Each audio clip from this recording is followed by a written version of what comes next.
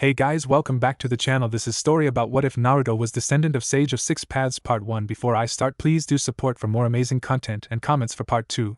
Do consider to subscribe my channel and share my video to your friends and check out the description as well. Let's start the video. Fire Lord Kotsugawa Hiroyoshi. The Third Great Ninja War had erupted only a decade after the last one, bringing with it a new storm of devastation and destruction. The hidden villages were engaged in a conflict with each other, one that took lives by the hour, wreaking havoc across the whole continent and beyond. Yet, in the land of fire, another conflict had risen up. One was fueled by greed and ambition as the current daimyo of the nation felt his days number. His various children began to plot for his eventual demise, each gearing up support so they could take his place. It was nothing new to the fire daimyo Kotsugawa Hiroyoshi. The man had risen to power after a similar struggle. Yet unlike his own father, Kotsugawa cared for his children, or at least for those he had fathered through the love of his life, the Lady Mayo, a daughter of a rather insignificant Shugo, yet nonetheless, the woman had been the love of his life. His position as daimyo had forced him to take concubines as well, and father children with them. Yet his affection would only ever remain for his first love. She would bless him with 2 sons and a daughter, of which now only the daughter remained. His love for his lady wife had acted as poison for herself and their children. His other children, knowing of his favor, had first moved to eradicate his 2 sons by Mayo, and despite his various attempts to keep them safe, he had failed. And the sorrow of losing her 2 sons had taken a toll on his wife as well, as she made to follow them to the afterlife. And so now, he remained alone, growing weaker by the day, as only their little daughter remained to remind him of his failures. The court grew tense as his illness took him to bed. His greedy and ambitious sons now moved to tear each other apart, trying to prove to him that they were worthy of inheriting his position. As if he would ever let any of them. And it was this conviction that brought them to the current scenario as he sat in his castle and stared at the young boy sitting opposite to him in Seiza.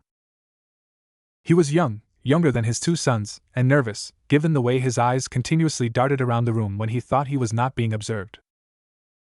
He was the son of one of his advisors, Akihito Shibuya, a man who had helped him in his own rise to the position of daimyo. And for his services, he had granted the man ample land, making him a jito. The man himself had succumbed to illness some years ago, leaving behind only a son, Akihito Shirahoshi. The boy had then taken control of the lands he had granted his father, and he had expected the boy to squander away everything his father had built. The boy had surprised him by transforming those very lands. The province of Shine, which were the lands he had granted the man, were now amongst the most prosperous in the whole kingdom, with their future looking even brighter. Many of his advisors had warned him against the progress of these lands, yet he could never bring himself to act against the boy. There had been no sign of disobedience or rebellion, the taxes would come on time and there would be subterfuge in the numbers.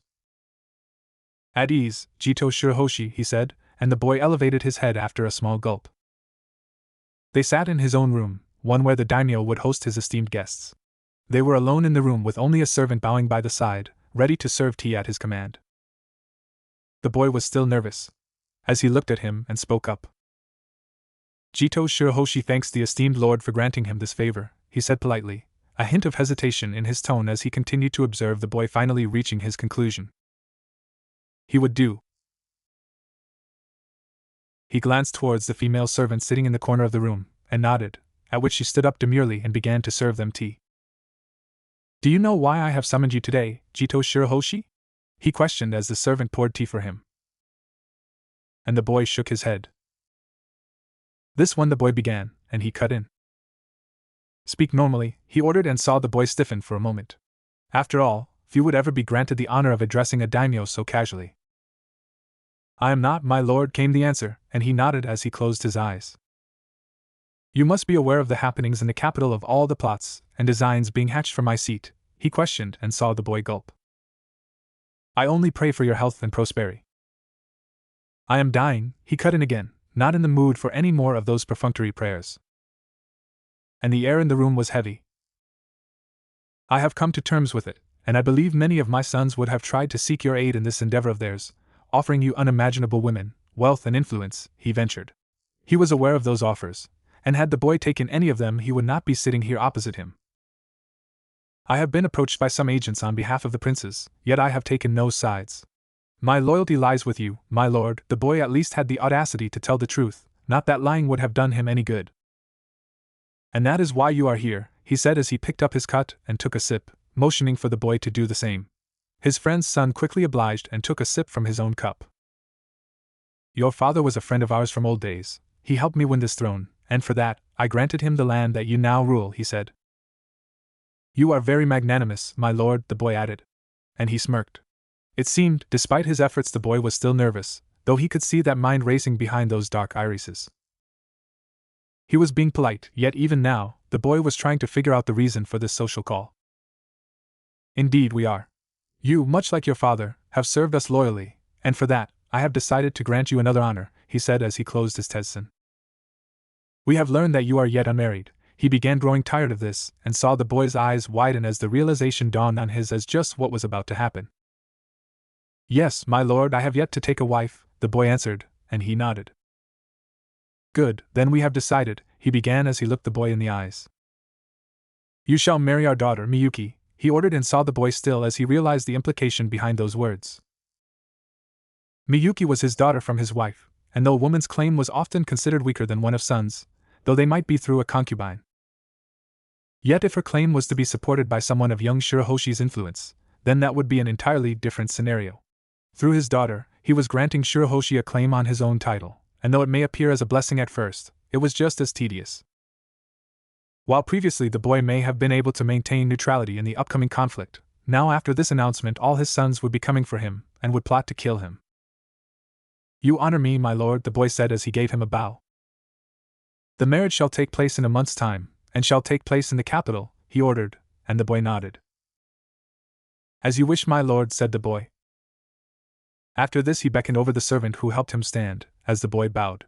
And just as he reached the door, he stopped and gave the boy a last glance. I love my daughter dearly, Jito Shirahoshi, and hope you understand the responsibility we burden you with, he said as he glanced towards the boy. Shirahoshi glanced up, and as he saw the glint in those eyes, he knew that the boy knew of his intentions. It shall be done, my lord, came the answer, and he nodded as he left the room. He could never punish his own sons for their sins.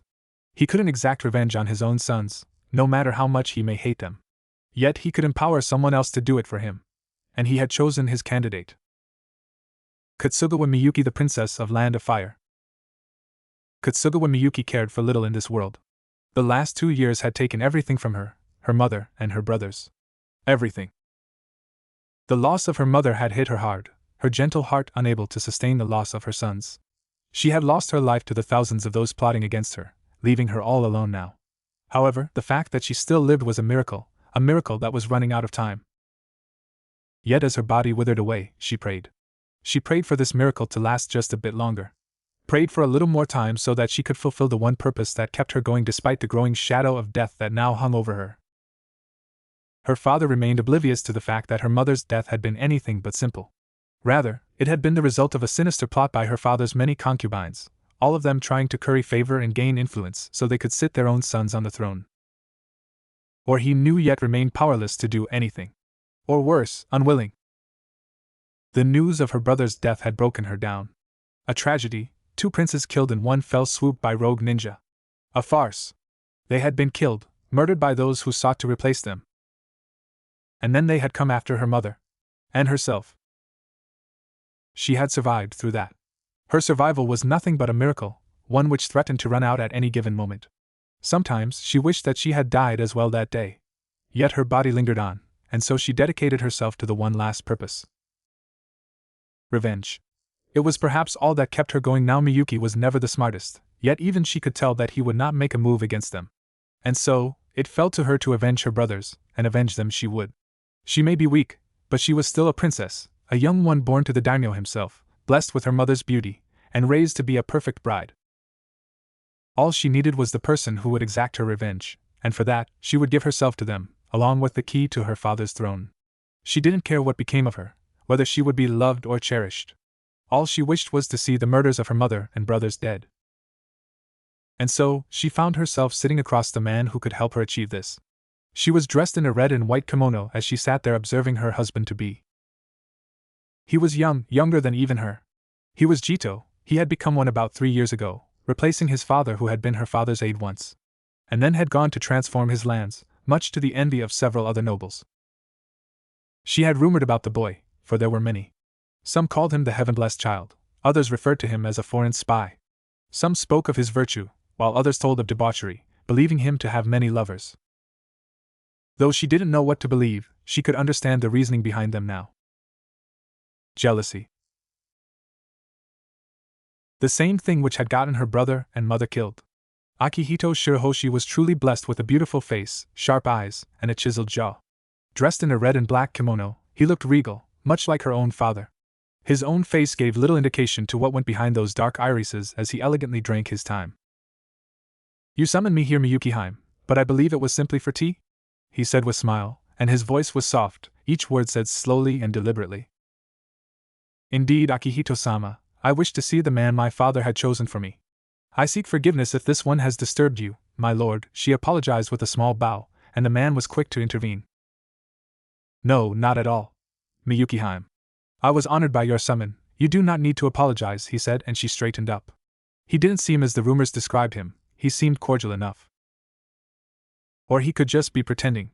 After all, there were many people in the castle who were rather good at pretending after all. So, in the end, she decided to lay all the cards on the table. "Akihito-sama must have heard about this one's brothers," she began with a slow tone and saw him still momentarily as he lowered his cup. "Indeed, and this one grieves on their death as well. Young Kazuhiko and Inari-san were gentle souls," he answered, and she nodded. "Then this one shall like to speak plainly," she said, and the young Jito raised a brow, easing his posture. "You may speak as you wish, Miyuki-hime," he said as he gazed at her with a quizzical expression. She straightened up as she spoke up, losing the overly formal tone. "Thank you, Akihito-sama," she said before she began. "I know that this marriage has been forced on you, and so I promise that I shall perform my duties as your wife dutifully, as long as my lord wishes. You may take concubines as you wish as well, but I request that you avenge me and my family and bring justice upon those who have wronged them," she said as she bowed to him. The room was quiet for a moment until she heard a rather foreign sound. "Fuck." She didn't recognize the word, yet it sounded foreign. Then he finally addressed her. "Please, don't embarrass me, Miyuki-hime, and sit up," he said rather forcefully, and her heart gave out as she straightened up. Was he rejecting? Was this all for naught? Had she made the wrong choice? As dread and shame bubbled in her heart, the young Jito looked at her with a piercing gaze. "Miyuki-hime, may I ask if this is the only reason you are marrying me?" he suddenly questioned, and the room stilled. She could feel her heartbeat quicken as she felt his demeanor change. Should she lie? No, she had begun telling the truth. There was no hiding from it. So, she looked down in embarrassment, and chewed her lips as she answered. "Yes," she answered, and she could feel him sigh. Seconds passed in silence as either of them spoke anything. And then the man simply stood up and began to walk away, and with each step, her heart gave out, as tears welled up in her eyes. She had failed. Forgive her mother, for she had failed. "I shall avenge your brothers regardless of your choice to marry me, Miyuki-hime," his voice suddenly cut in, and it took a second for the implication behind those words to register. She looked and found the man standing by the door. "I won't have you trade away your pride for your revenge. You shall be my wife and the only woman who shares my life, yet only if you wish it were," the young man said, and as she glanced at him, she finally realized that though younger than her, his shoulders were broader, and he was much larger than her. His gaze was piercing as he stared into her eyes, and she realized just what he was saying. He was offering to exact revenge without taking anything. Without demanding anything from her, refusing to even take concubines, a rarity for the men of their age. She would have thought him to be lying if it wasn't for his gaze. It was powerful, too powerful, and seemed unwavering. "If in your heart you have no desire to marry me, then tell of your decision by the full moon in 2 days' time, and I shall recluse myself of this match, in a way that would leave your honor intact," he finished as he slid open the door and walked out, leaving her at a loss for words. And so, as a literal flood of emotions that she had buried deep down, flooded her, Miyuki could do little except curl up and cry. Cry and weep as she felt herself breathe easily since her brother's demise. Kotsugawa Miyuki. 2 days had passed, and now she found herself sitting opposite to her prospective husband once more. Her mind had been a literal mess over the 2 days as she tried to process his words, trying to make sense of his intentions. The daimyo's court was full of deceivers and liars, people who spoke in honeyed words despite having the blackest of hearts. Was he like them as well, trying to deceive her, and if not, then what were his intentions, for no one would let go of the kind of opportunity he had been offered as he had.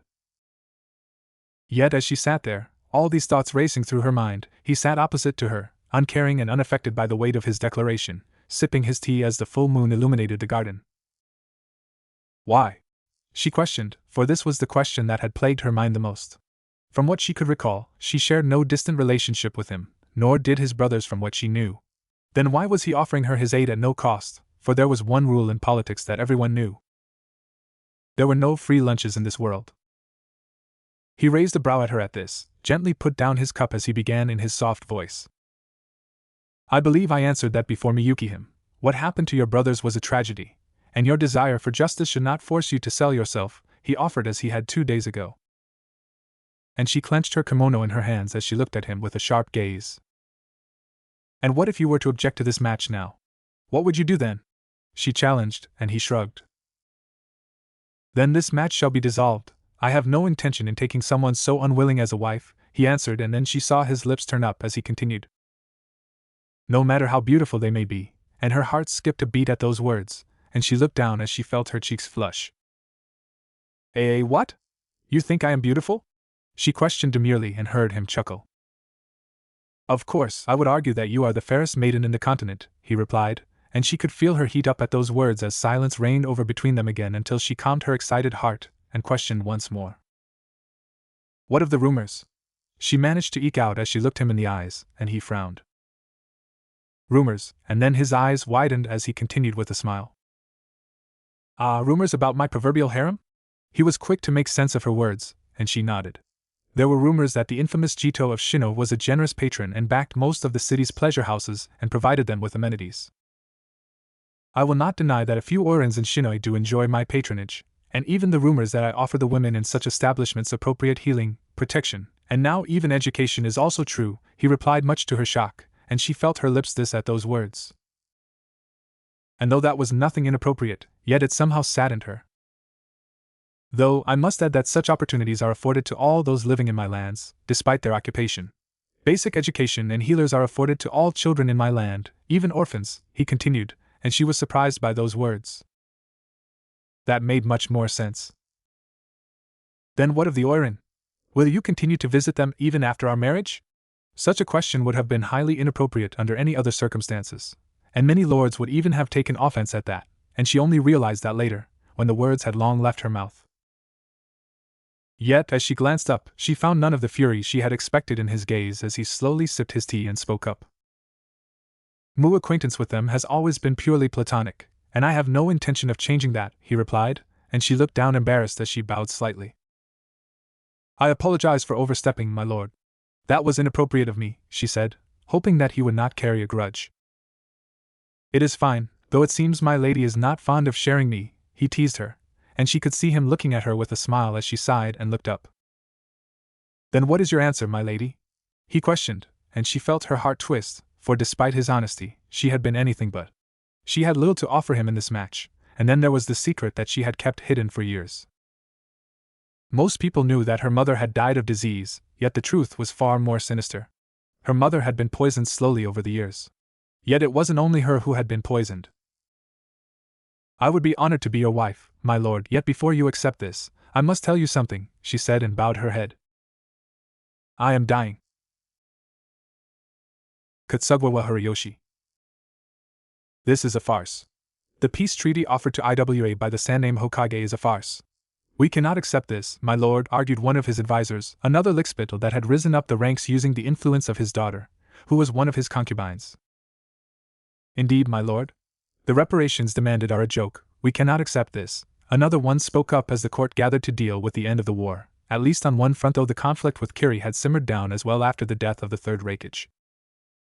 I have heard that Hiruzen plans to take responsibility for this and plans to retire by the end of the year, he spoke up, and the Prime Minister, Kazuto, nodded.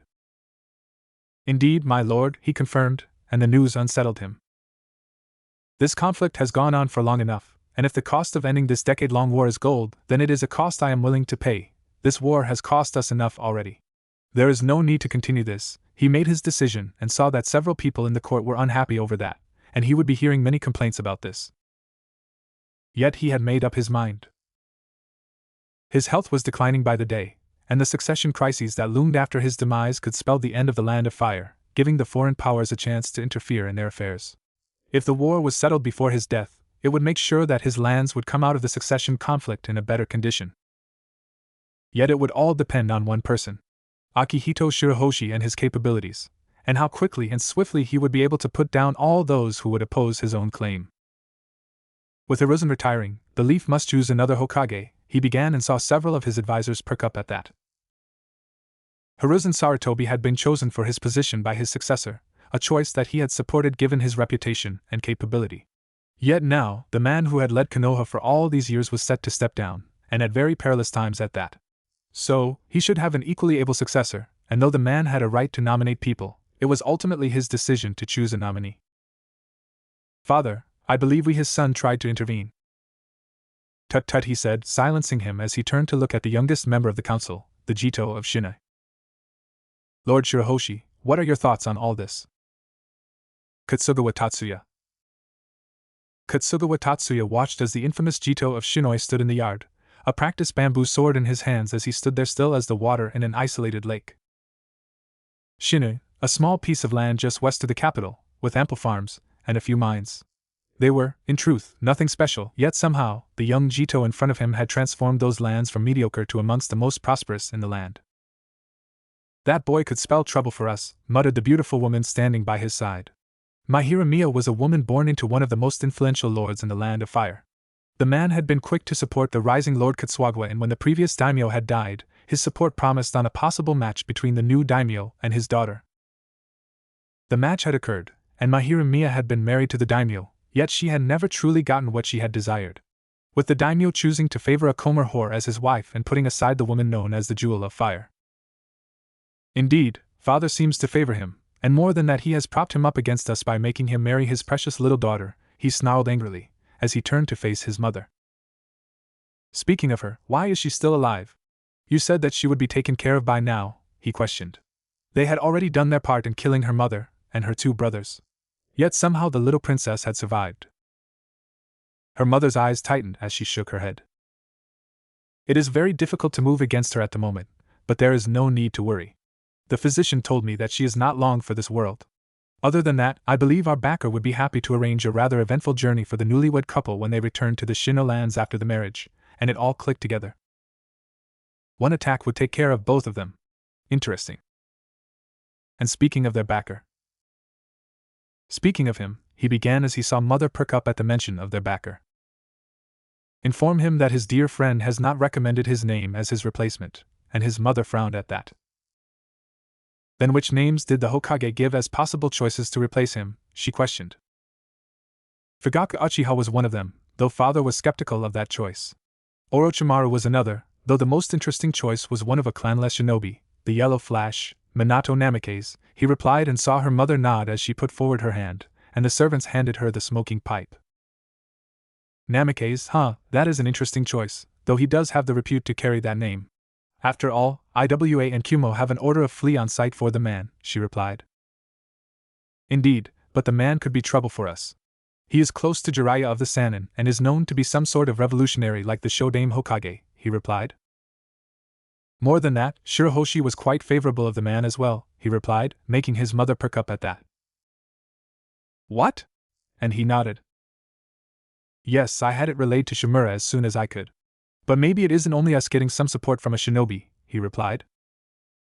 Now that would be interesting, he replied, though suddenly he stilled as he felt the air crackle, and his head snapped towards the source of the disturbance. Yet the sensation was gone as soon as it had come, and the only change he could see was that the young Jito had brought down his blade. Yet what was that earlier sensation? Did you feel that, mother? He questioned, and his mother frowned and shook her head. Felt what? She questioned, and he frowned. Had it been nothing? Yet the sensation had been obvious to him. Nothing, he replied in the end, shaking his head as they moved away from the yard. Days later, during the morning practice, a serving girl would lean against that very tree, and the whole castle would erupt into fervor as the two would be known to have been cut down. The strike was so precise and quick that it had stayed upright for days only to fall when the serving girl leaned over it. Deep underground in the village, hidden in the leaves, a bandaged man stood opposite to a masked nin, who had just returned from the capital, bringing him word from his accomplices in the capital. So, Hiruzen has chosen to discard me again. Such insolence, he would speak, his grip over his cane tightening in rage at the behavior of the man he had once called a friend. And is it true that Namikaze is supporting this Shirahoshi? He questioned his informant, who shook his head. No, Danzo-sama. There is no evidence at the moment to support such a fact. However, it is true that the man did support his nomination in front of the daimyo, the informant told him. That is enough. The boy could become an obstacle to us in the future, especially since I have taken such a risk of supporting young Lord Tatsuya. And risk it was. If anyone got wind of his involvement in all this, with enough evidence, he would be executed for high treason, and in such a case neither his reputation as Nidame's student nor his friendship with Hiruzen would be able to shield him from the consequences of his actions. The boy should be wedded by now and set to head back to his lands in a few days, he replied, and the informant nodded. What are your orders, Danzo-sama? The masked ninja questioned. Have him and his lady wife taken care of. Make it seem accidental, he ordered, though he stopped as he added. No shinobi, use some Rounin or bandits. I don't want any exposure over this, for though there is no evidence, there could always be a slight possibility that Namikaze may have links to the boy. As you wish, Danzo-sama. And with that, the masked nin vanished once more, leaving the bandaged elder alone. Kotsugawa Miyuki. Kotsugawa Miyuki sat in the elaborate carriage opposite to her now lord and husband, Shirahoshi Akihito, as they moved towards his lands after the wedding. The wedding had been rather eventful, for it also marked the end of the Third Great Ninja War, and though the treaties were yet to be signed, the war is considered over by many and the populace celebrated as the rationing and other wartime measures were elevated. Their journey had been peaceful until now, as they entered the second day. The carriage was surprisingly sturdy, and unlike the usual carriages of the castle, didn't shake or move around much despite them moving over simple earthen roads. She looked to the side, and lady besides her gave her a smile. Her eyes held inside them a warmth that reminded her of her own mother. Is there anything you need, Miyuki-heim? She questioned, her words and tone the same as they had been since the day Akihito-san had introduced her to her as her lady-in-waiting. Her face was rather plain. Her most striking feature was the red hair that ran down her neck, like a waterfall of blood. A striking color not common to the land of fire, a color that reminded her of the legends of a now extinct clan. Kirin-san was her name, and both Akihito and Kirin-san herself had been rather obtuse about her family name, and she had picked up enough hints to not probe further. No. I am fine, she replied, and the woman nodded, though despite her work she turned towards her lord husband and spoke up. Akihito-san, we have been traveling for hours now. Perhaps it would be better if we could have some time to rest, she offered, and it was as if she had read her mind, for indeed, they had been traveling for hours now, and she was getting rather tired of all this. And though the carriage was much more comfortable than those back in the capital, her health made it rather difficult for her to travel as such. Akihito-san glanced at her. He wore a red and black kimono, the top he wore loosely, with his arm hanging out of the sleeve as it held his smoke pipe, leaving the chiseled skin of his chest bare for her to see. She blushed as she evaded her gaze, as he spoke up. It has been some time, huh? Then so be it, he said as he picked up the sword from his side and tapped the inside of the carriage thrice with it, signaling for the man driving it to stop. And stop they would. The cook would prepare a meal for her and the whole retinue, which is rather small. When a noble lady would marry, she would often bring with herself her own loyal staff to the castle of her lord and husband, yet she had not done that. For she had none she could trust, and so it was rather small retinue of 2 carriages, which came out to 4 guards and the 3 of them. Akihito-san had been rather quiet for some time now, as he sat there his eyes tightened, as stood in front of her. Here, Miyuki-heim. I have brought you your food, her newest maid added from the side with a smile. Thank you, she replied as she took the bowl from her as the maid plopped down by her side. She began to eat slowly, and when Akihito-sama didn't move from his place for the food, she gulped down and spoke up. Uno, Akihito-sama, don't you want to eat? She questioned, as a dutiful wife should, for though their time together may have been short, the man had been good to her, he had accepted her with all her flaws and faults. The least she could do for him was act as a dutiful wife, in their short time together. No, you should eat, he replied, and his tone had seemed harsh to her for some reason. TSK Kirin-san from the side cut in. Is that any way to talk to your lady wife, Akihito-sama? Miyuki-sama is worried about you, as a dutiful wife should. You should be gentle with her, she chastised him, her tone loving and indulgent, much like a mother's. With that, the red-haired lady shook her head and turned to face her as she spoke with an apologetic tone. Do forgive him, Miyuki-hime, she said, and she shook her head. There is nothing to forgive, Kirin-san, she said as she began to eat her soup slowly, and in the end she decided to ask the question that had been bugging her for some time. May I ask you something, Kirin-san? She questioned, and the woman nodded. Of course, my lady, she said, with a bow, and she nodded. For how long have you served, Akihito-sama? She questioned and saw the woman gulp down as she answered. For 5 years, Hime, she replied, and that was a lot of time. Akihito-sama would have been quite young. So was it Lord Akihito's father who hired you? She questioned, and the woman shook her head and something rather complicated passed through her eyes as she replied. No, actually it was Akihito-sama himself, who had me brought to his castle, she said, and she didn't miss how the woman had clenched her kimono, as if recalling a painful memory.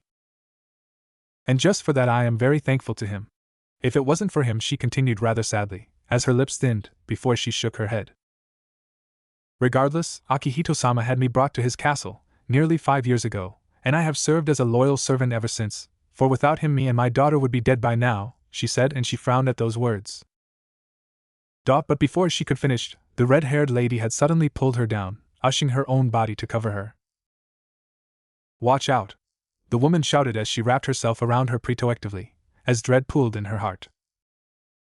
Ting! And she heard the sound of metal clashing, and her breathing became erratic as she sat up and looked around and stilled as she saw them all surrounded by a dozen or so men. Armed men, with various scars on their faces, looked at her with that lecherous gaze that sent shivers down her spine. Akihito-sama! The guards shouted as they rushed toward her lord husband, and then she finally noticed how he stood in front of her and Kirin-san, his sword drawn, broken arrows lying around them. Oh, this seems rather interesting, boys, one of burly man, who held a massive axe, spoke loudly, looking at Akihito-sama with the eyes of hunter, as H wet his lips. Who sent you here? Akihito-san questioned, his voice thick and serious, no fear or anger evident in his tone, which was chilling to say the least.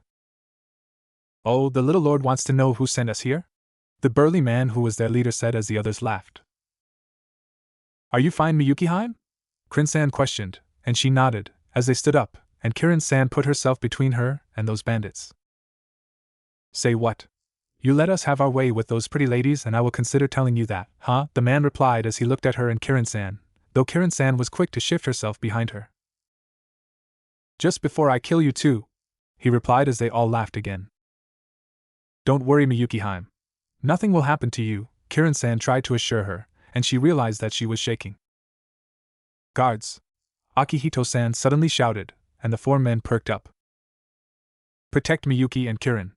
Kill anyone who gets close to them, he ordered as the 4 guards surrounded both her and Kirin-san, leaving Akihito-san alone, who now began to walk towards the burly man with slow and measured steps.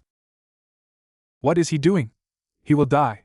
She shouted and tried to rush forward, yet Kirin-san held her back, and she looked towards the red-haired woman with a betrayed expression. Had she been wrong? Had Kirin-san betrayed Akihito-san? Don't worry, Miyuki-hime.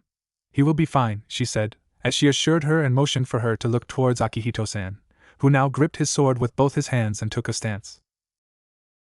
Ninpo, Kazakiri. And then she felt the very air rippled for a nothing but a split second as Akihito-san brought down his bald. Ching! A very sharp metallic screech rang through the air as the burly man turned to face Akihito-sama. His eyes widened, and just as he opened his mouth to speak up, his body was cleaned into 2, as blood flooded from him. Ah! The men screamed as they saw their leader get bisected into 2. Even the massive axe bound to his back had been cut into 2, and as she watched his guts spill out of his body, the blood dyeing the grass scarlet, she felt her stomach turn, and before she could react, she felt her gut push in revulsion as the soup she had just eaten was spilled on the ground. Akihito Shirahoshi. Power in the shinobi world was a necessity. It could be economic might, the kind possessed by Gato or other conglomerates in the world. It could be political as possessed by the daimyo and shugos and jitos, or it could be power in its cruelest form. For a person of his station and wealth, power was easy enough to buy. He could afford to hire several ninjas to guard himself, hire other people for his protection, and make no mistake, he did so as well, and a lot of other things through his wealth and influence. Yet that didn't mean that he had left himself helpless. Akihito may not have access to the various secrets to unimaginable power held by the hidden villages, yet his wealth and influence allowed him access to several people willing to impart upon him their own understanding and experiences, which, after mixing and matching with his own knowledge, had allowed him to progress over the years. The men surrounding him and his retinue were simple enough, a group of wandering Rounin and bandits, making their living by looting caravans, killing and selling flesh. Their presence was rather common at these times given that the kingdom was going through tough times because of the war, and many had no choice but to resort to such measures to feed themselves. It was one of the reasons that in his own castle, no food was wasted, and all surplus food was distributed back to the people. Apart from that, there were several soup kitchens organized throughout the region for the destitute and helpless, just so people would not resort to banditry and killing. A crime done out of necessity and hunger, he could understand and, if enough remorse was shown, even forgive. Yet a crime carried out of joy was one that would get no mercy from him. It never had, and it never will. And so, as he watched the bandits glance lecherously at his lady wife and servant, one whom he had acquired through an S-ranked mission, and the woman in question had saved his life on numerous occasions, he gripped his sword tightly. His reserves were lesser than a shinobi of similar age, yet one didn't need massive amount of chakra for what he was about to do. He felt his body heat up, a familiar strength erupting through his core, traveling through his whole musculature, invigorating him, moving through his arms, up his sword, which gained a slight greenish hue over its edge. Ninpo, the burly man, who was the leader of this so-called group, continued to laugh, unaware of just what was about to befall him, as he calmly exhaled, flaring his chakra and pushing it into his blade with all his focus as he brought it down. Kazakiri! And he saw the laughter stop as a metallic screech rang out, making some of them wince, as the burly man's body took a moment to register his strike. And then the man turned to face him, his eyes filled with fear looked into his gaze, and as he tried to raise his hand, his body separated into two equal halves. Ah! The others screamed as they saw two halves of his body fall to the ground, his guts spilling on the grass, his blood dyeing it all red. What? The hell? Who did this? This was supposed to be easy. Just who is he?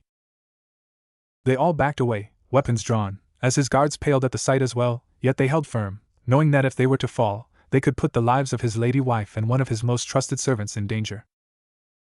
Now, he began, and he saw them all look at him, as he spoke up again.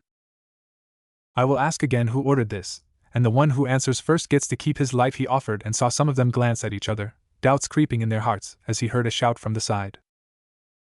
It was a man called Hikari, from Mahiru Court, he said. One of the members spoke up as he fell down on his knees. What the hell are you doing? Lords Mahiru will have our head for this. The others shouted, and he frowned. Lord Mahiru, the man, was an aged lord, one who was the father of Lady Mahiro Miya, who was the mother of the third prince. From what he could recall, there was no animosity there between him and Lord Mahiru. Regardless, it seems the man was not fond of him, though that was a matter for more peaceful times. I believe he will have to wait for that, he replied to the earlier comment as he brought up his blade, taking his stance, and rushed towards the bandits, who backed off initially, and a few of them even ran away. Though few, it seems, wished to test their mettle against him. Well, regardless, their fates were all sealed the moment they attacked him. Ninpo, he began again as he pushed his foot into the ground and brought his blade behind him, positioning it for a wife slash. He pushed his chakra into his blade once more, and watched as its edge took on a greenish hue once more, yet this one was much brighter than the earlier one, and then, using all the years and years of training, he swung his blade, feeling the very metal of it screech as it failed to bear the edge of his technique. Waridokuraba. And then, for a moment, nothing happened before suddenly the whole area was filled with screams of men whose bodies were cleaved into halves, at their navels, separated into halves, and they screamed as the pain registered as the ground around him was dyed in red. Ah! Hayase-them-e. Their screams were muffled by the sound of trees falling down and crashing, all of them cut down by the force of his strike. They screamed as he straightened up and glanced back. Few of them had wished to aim at his lady wife, underestimating his guards. Idiots, those men had trained with him, and though they may lack the kind of skill he possessed, the four of them were amongst the best blades in all of Shinai. And they had shown that, making quick work of the four others who had wished to aim at the women. Speaking of that, he heard the redhead shout. Akihito-sama! Akihito-sama! She shouted, her voice distressed, making him rush towards her. As he got closer, he realized the reason for her distress as he watched his newlywed wife lying there pale and unconscious, her body shaking as the redhead tried to bring her back to consciousness. She is not waking up, she shouted at him, distressed, and as their eyes met, she gulped down. Aiku. No! He shot down the suggestion, already knowing what she was about to offer, but given Miyuki's perilous health, he didn't wish to make it worse by introducing foreign chakra like that into her system. He glanced into the distance, trying to measure the distance between him and the Shino lands. He had already sent a letter to the best healer of the continent in regards to Miyuki's condition, and even if she herself was too busy to react, she would have sent her to help him. It was the least she could do after he had taken care of all her gambling debts, not that she needed him to. But it was nice to have the best healer this world had ever seen. OU1, or he should say 1 million real. Kazugaya. He commanded his commander of the guards, his mind made up. I will take Miyuki to the castle on the horse. The rest of you will ride behind me with this carriage carrying everything else, he commanded as one of the guards rushed and brought him the white horse Kazuto was riding on. And bring that man with you, as well, he said, pointing towards the man he had spared, and the guards nodded. But my lord, the city is still quite far, and I can heal her, Kirin-san cut in, and he shook his head. It may be, but Miyuki is ill, and I have already contacted someone who could help her. Let us hope that they are there, he said as he crouched down and wrapped his red outer cloak around the shivering form of Princess Miyuki and picked her up in a bridal carry. And despite her age, she weighed almost nothing that would need to change. He thought as he jumped up the horse and, with a final nod to his guards and Kirin-san, pulled on its reins with his free hand. The horse galloped across the trees, the forest blurring behind him as he raced towards his lands. Hiruzen Sarutobi. Hiruzen Sarutobi, the third Hokage of the village hidden in the leaves, found himself once more in the capital of the Land of Fire. His visits had become rather rare over the last few years because of the ongoing war, and as he watched the people, the regular people, walk around the capital, laughing and celebrating as the war neared its end, he found himself content at what the cost of this peace had been. This war was being called the Third Great Ninja War, yet in truth, it was not that. It was simply a continuation of the Second War, a war which had been going on for the last decade now, a war that had taken a heavy toll on everyone. And though the treaties were yet to be signed, it was largely expected that an accord would be reached between Konoha and Iwa, the two main villages engaged in this war, for Kiri still recovered from the losses it had taken in their assault against Uzumaki Island, and the retaliation Konoha had shown. As for Kumo, they were stubborn, yet they had lost their refuge and had pulled back their forces ever since, with Iwa the only other village left. Though Iwa was often stubborn by nature, even Onoki was not blind to favorable terms being offered to them for peace and what rejecting those terms would mean for them. Konoha had been on the back foot for most of the war, barely managing to engage two of the great 5 villages by itself, yet in the end, the will of fire had held true. And in its hour of need, a new beacon of hope had emerged in the form of Minato Namikaze, Konoha's yellow flash. Jiraiya's student had emerged as a symbol of hope for their village. His very name now caused fear to bubble in their opponent's heart, and in him he saw someone embellished with the same will to change the world as the first Hokage, Hashirama-sama. And so he found himself sitting against the fire daimyo, Kotsugawa Hiroyoshi. The once towering and fear-inducing man had now become a shell of his old self, tainted with disease and loss.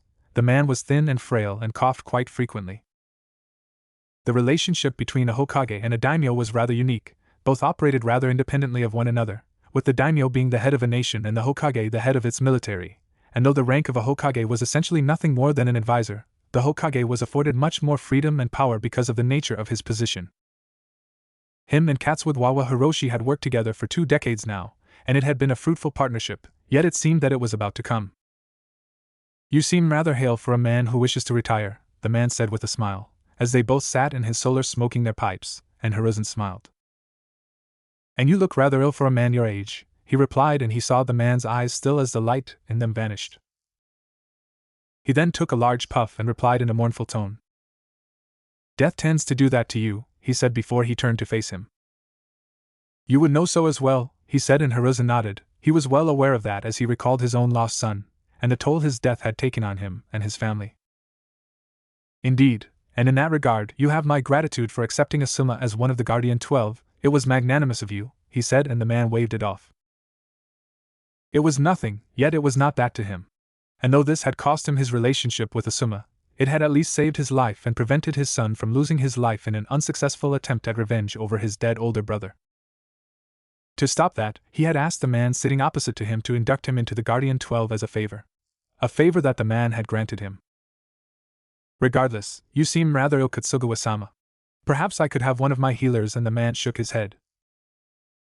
My time has come, Hiruzen, he replied, and it was the tone of a man who had accepted his fate, had accepted his own futility. I don't have much to live for anyway, now in this world, the man replied, and he knew why. He had heard about the death of Lady Mayo and his 2 sons recently. Losing more than half your family could break any man, and for Hiroyoshi, it had done just that. Then tell me, why have you summoned me today, Kutsugawa-sama, he replied, and the man sat up as he looked him in the eye. We both rose into power at nearly the same time, Hiruzen. Making you the Hokage was one of the first decisions I made after becoming a daimyo, the man began, making him frown as he failed to see where this was going. Indeed, he added, for this was true, and the man nodded. I had made that decision for I had felt that we were both similar to each other and believed that we could govern these lands together, in peace, with each mindful of their duties and role, the man continued. And I would say I was right in my choice. Together we have faced 2 wars, and unlike many other villages, we have had each other's trust and support over the years, and that was right again. In Iwa, near the end of the Second War, the relationship between the daimyo and Anoki had collapsed, and now there were rumors of tensions between the Wind Lord and Raza the Kazekage, yet he and the Fire Lord had enjoyed rather an amicable relationship, with each aware and mindful of their duties and role. I would like our successor to get to enjoy the same luxury, the man finished, and it all came together. So it is about that. I can understand that, but have you made your decision about who shall ascend to the throne after you, Hiroyoshi? He questioned, recalling the death of his sons. Pa! I am not going to declare an heir, it shall not matter any way, he replied, and the succession wars were somewhat of a right of succession. Yet you have someone you favor, he added with a knowing smirk, and their eyes met. Just as you do as well. That boy, what was his name? The man said as he rubbed his chin, emptying the ashes of his smoke pipe into the tray by his side. Namikaze. Minato Namikaze, you tend to favor the boy as well, even more than your own student, the man replied, and he closed his eyes as he refused to answer. The daimyo makes the final decision about who shall become the new Kage. All I can do is give my own recommendations, he replied, and the man smiled. Recommendations? You practically wrote a whole report about the boy's virtues, the man replied as he chuckled. However, it seems you are not the only one who favors the young lad, the man suddenly added, making him perk up, as he opened his eyes and saw the man's eyes glinting. For some reason, this Namikaze has managed to impress the young lord of Shine. He is quite young himself, and spoke rather favorably of the young Namikaze, he added, and his mind raced as he tried to recall everything about Shino lands. A Hokage often received periodic reports about the lands as well, both officially and unofficially of course, and now that the man had mentioned this specific lord by name, it meant only one thing. Young Lord Akihito, he recalled the name and the various reports about the boy in question and the strange boy he was. He still recalled how the village had received an S-class mission request from the boy, a request which had named a very specific kunoichi. Indeed, young Lord Akihito, the boy spoke rather favorably of Namikaze, and as he recalled, this young lord had just married Miyuki Haim. So, this young lord was the one favored by him. Interesting, but what would you have me do? And if those words were true, then it was fortunate for Minato, for he didn't belong to a clan, and having a daimyo with a favorable view of him would aid him in his role as a Hokage, especially a noble who seemed to be just as revolutionary as Namikaze himself. You do know that we are barred from interfering in the matters of the Capita, and the man cut him. I know that, and I would never ask that of you, the man said angrily as he straightened up. Though I will say that I can feel some elements from the village interfering in the matters of the capital, he said, and Hiruzen's eyes tightened. I will look into it, he said, for if true this was either good for village or the land of fire as a whole. On other matter, as I said earlier, I am not long for this world. I have given the young Lord Akihito all the support I was willing to. What the boy makes of it will be up to him, but I wishes for you to keep the hat for at least until a new daimyo takes my place, and leave the choice of the next Hokage in his hands, the man said, and Hiruzen nodded, now understanding the man's intentions. That seems reasonable, he replied, accepting the request, for it was not much. Plus, this would give the continent enough time to stabilize, and then their respective successors could begin anew and reshape the world as they wished. It shall be as your request. I shall delay my resignation until this whole crisis has ended, so your successor may make his own choice about who shall be the next Hokage, he acquiesced, though that didn't mean that he would not do anything, and neither did the daimyo expected him to, otherwise he wouldn't have mentioned the favor this Akihito boy held for Namikaze. Perhaps an earlier introduction between the two young men could go a long way in helping them and their villages. In the streets of Shinoi, a horse galloped through the street, and the people of the city, recognizing just who it was riding atop the white galloping horse, parted and made way for the ruler of these lands. The horse would come to a screeching halt near one of the city's most famous gambling houses, and the servants of such house would rush out of the establishment and prostrate themselves, for the person in front of them was none other than the lord of these lands, Akihito Shirahoshi. Is she in there? He questioned, his voice dry and thick, and before the profusely sweating man could answer, the door to the door behind him opened as a brown-haired girl stepped out. Yes, she is. And this girl was none other than the apprentice of the most famous Iryonin, Tsunade Senju, Kato Shizen. Kato Shizen. It has now been nearly 3 since she had first come into contact with the young Jito of Shinai. He had been nothing more than a literal boy when she had first seen him as she accompanied Lady Tsunade to the newly arisen young lord's castle. She had feared retribution because of the millions and millions of real Lady Tsunade owed to the various gambling establishments, and had thought that the owners of such establishments had reached out to the young lord for their due compensation. And the young lord, in his naivety, had agreed to their request and had summoned the infamous Senju princess to answer for her crimes. Well, if that had been the case, the young lord's reign would have come to a much quicker end, for no one in the capital had the strength to face the Senju princess. Yet they had been received and treated as honored guests, and then were presented with a chance to clear their debts. A mission in which they had been requested specifically, and what a mission it had been. And with that mission had begun a certain partnership that had now brought her to these ever-changing lands once again as she watched Lady Tsunade examine the young lady lying unconscious on the futon, a young lady who was none other than the daimyo's daughter and the newly wedded wife of the young lord standing beside her. What happened to her? You wrote that her condition was stable despite the poison. She questioned, recalling the contents of the letter she had received 2 days ago, the very letter which had prompted both her and Lady Tsunade to return to these lands. We were attacked, he replied, and she should have guessed as much, given how he had rushed to the city on a single horse, carrying his newly-wed wife. Gods!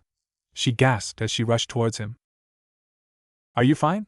Were you injured? She questioned, examining him as he shook his head. No, I am fine, and none in my retinue were. But she passed out from the shock, and given her fragile health, I rushed with her to the city, he replied as the scathing voice of Lady Tsunade cut in. And it is good that you did, she said as she stood up, her head snapping towards the young Jito, who stood there leaning against the door. If you had waited for even a day, even I wouldn't have been able to help her, she replied, and she gasped at that, for it seemed that the condition of the young princess was much worse than she had thought. Her whole body is riddled with enough of a lead-based poison to kill her twice over. I cannot even imagine how she is still alive, Tsunade-sama replied, and she saw Akihito-san's lips thin at those words. Will you be able to help her, Tsunade-sama? He questioned moments later, and the Senju princess nodded as she looked the young lord in the eye. Thankfully for you, yes. Though, her situation is rather precarious, you need not worry, she said as she smirked and continued.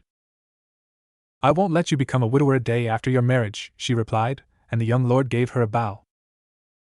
For that you have my gratitude, Tsunadeheim, he said.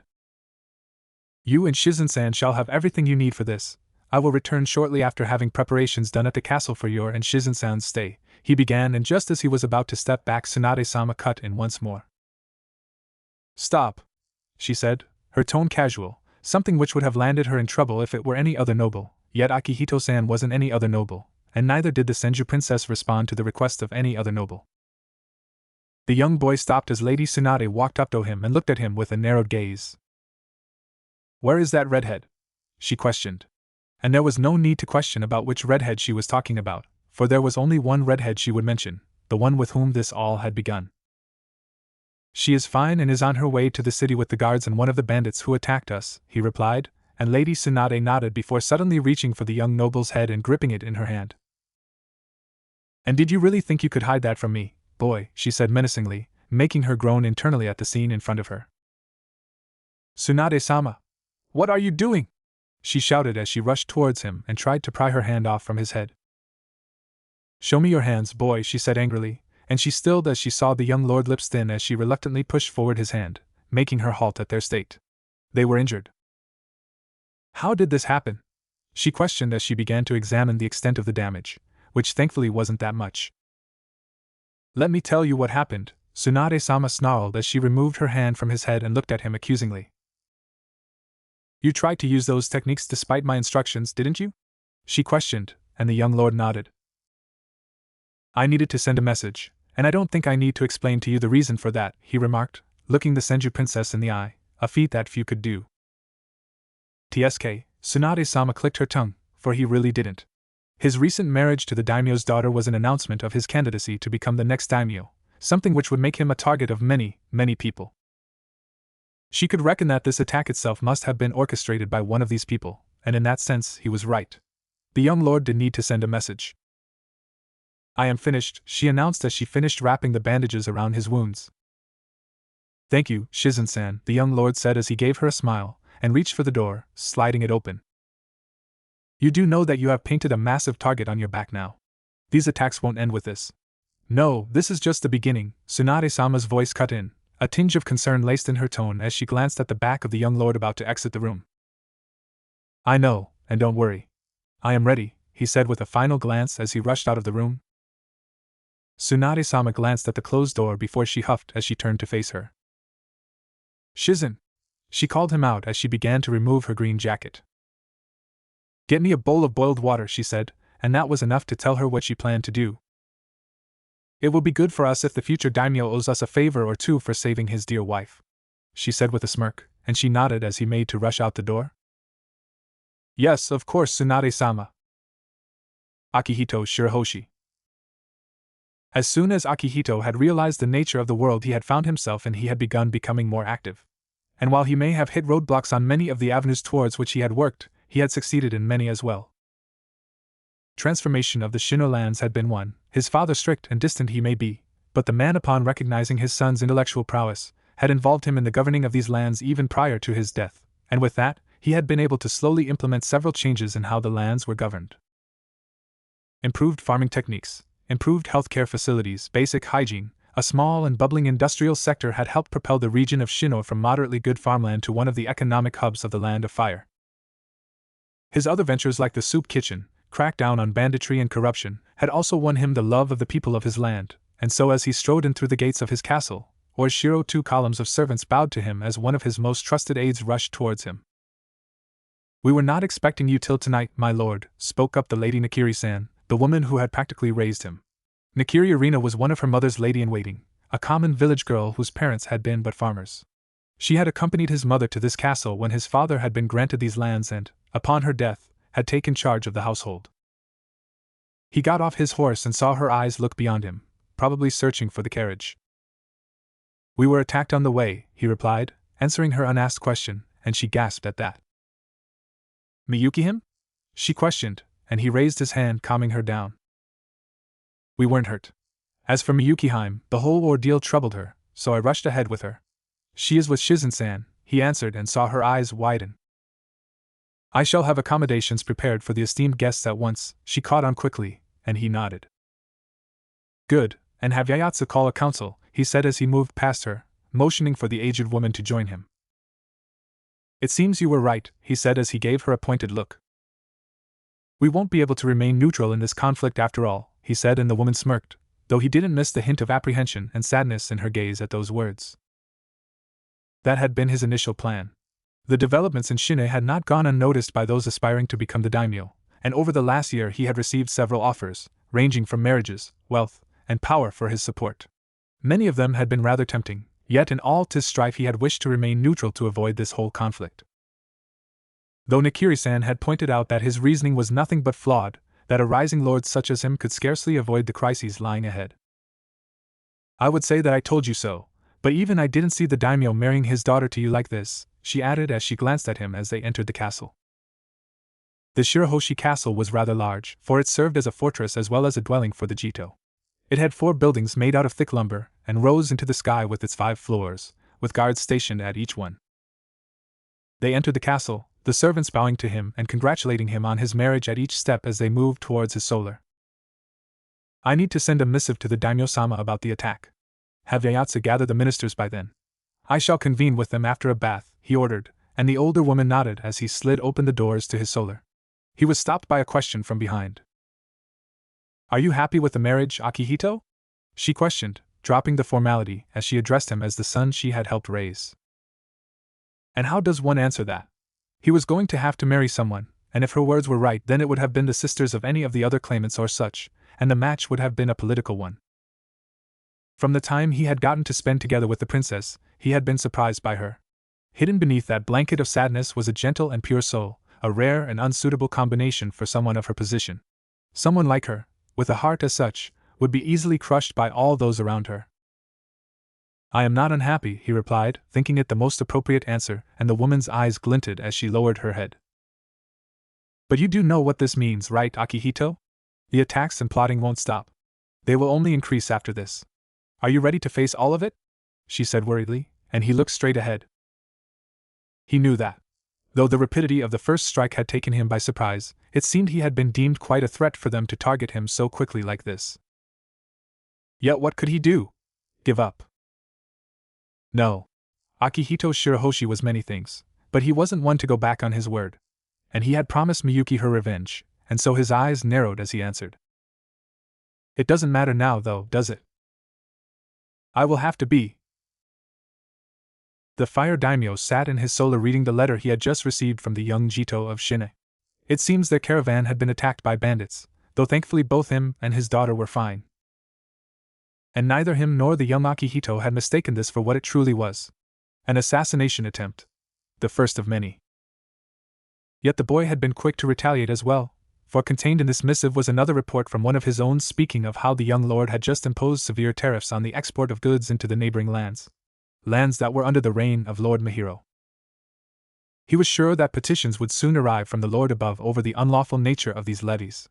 He would ignore them all. Obviously that was all the help he could offer the young Akihito, the rest was up to him. So, he put down the letter and sipped his tea. It warmed his insides as it traveled down his mouth, simmering down the ever-present aches that now ailed his body. The moon shined above in the sky, as he imagined the tumultuous times waiting for his lands in the future. And so, it begins. Kutsugawa Tatsuya. The third prince of the Land of Fire frowned in frustration at the report he was receiving from his backer's liaison. What do you mean he survived?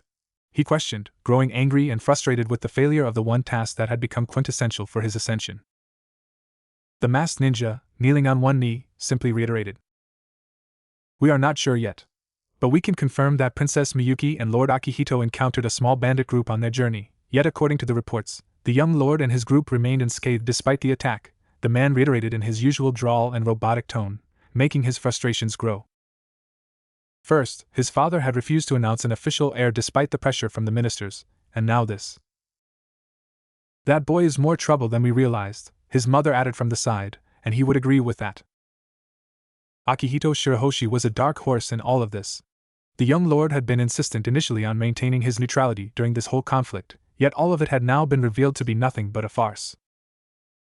No, the young Jito dreamt of seeing himself on the daimyo's throne. The nerve of him, he thought as his fists balled up and he looked once more towards the masked liaison.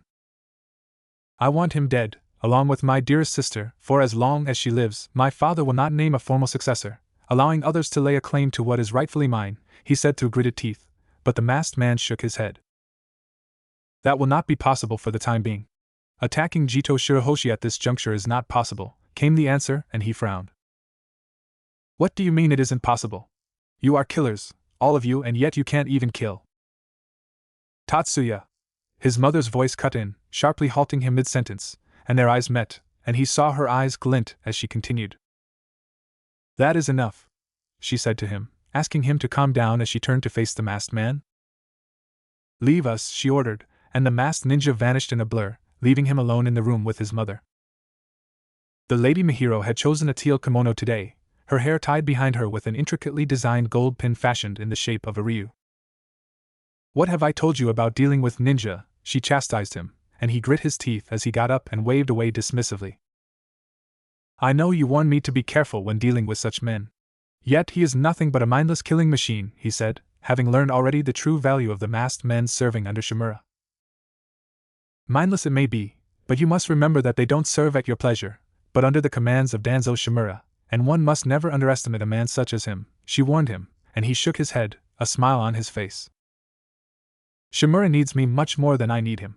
He supports me only because he wishes to see himself as the next Hokage, a choice which now lies in the hands of whoever ascends to the throne after my father, he replied, for those were his father's intentions. It was now largely speculated that the daimyo had ordered the third Hokage to continue as such until this whole matter had resolved itself, a decision towards which he had mixed feelings. On the one hand, it tied his and Shimura's fates together, yet it also meant the man could lend him his aid very covertly, in fear that his actions may be uncovered.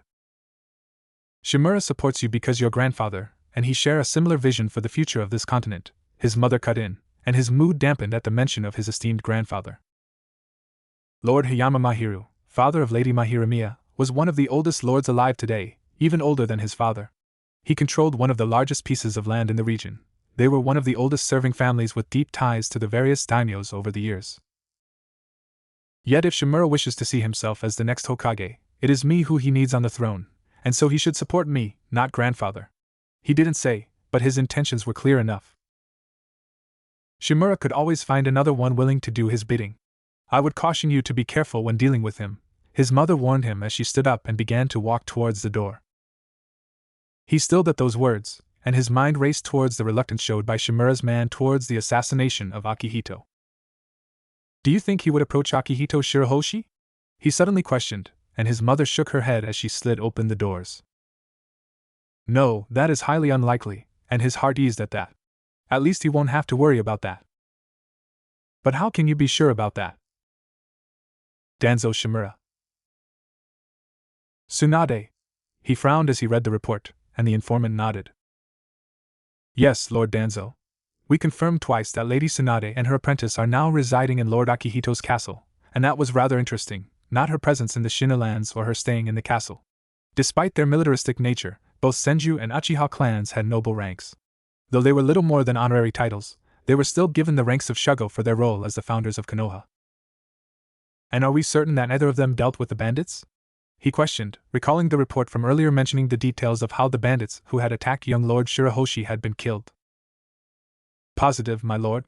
Both of them were in Shina lands at that time. They were not involved in the subjugation of those Ronins, the informant continued. And Danzo sat in his chair, in a dark room lit with only a single candlelight as he looked at the illustration of the young Jito. The boy seemed rather good-looking and had sharp features, yet it was his intellect that had taken him by surprise. Many lords over the years had tried to curry favor with the Senju princess, yet none had ever succeeded in doing so. Yet somehow, the young lord of Shina managed to get himself into the good graces of the Senju princess. Troublesome. And intriguing. What are your orders, Danzo-sama? Came the question, and he frowned. Have the bandit he captured handled. Apart from that, do not take any other direct action as long as the Senju princess resides in his castle.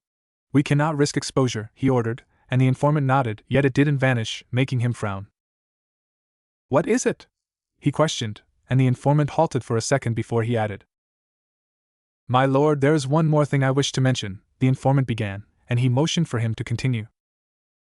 In Lord Akihito's retinue, there was a certain woman by his aid, the masked Nin began. What of her? She has red hair, Danzo-sama.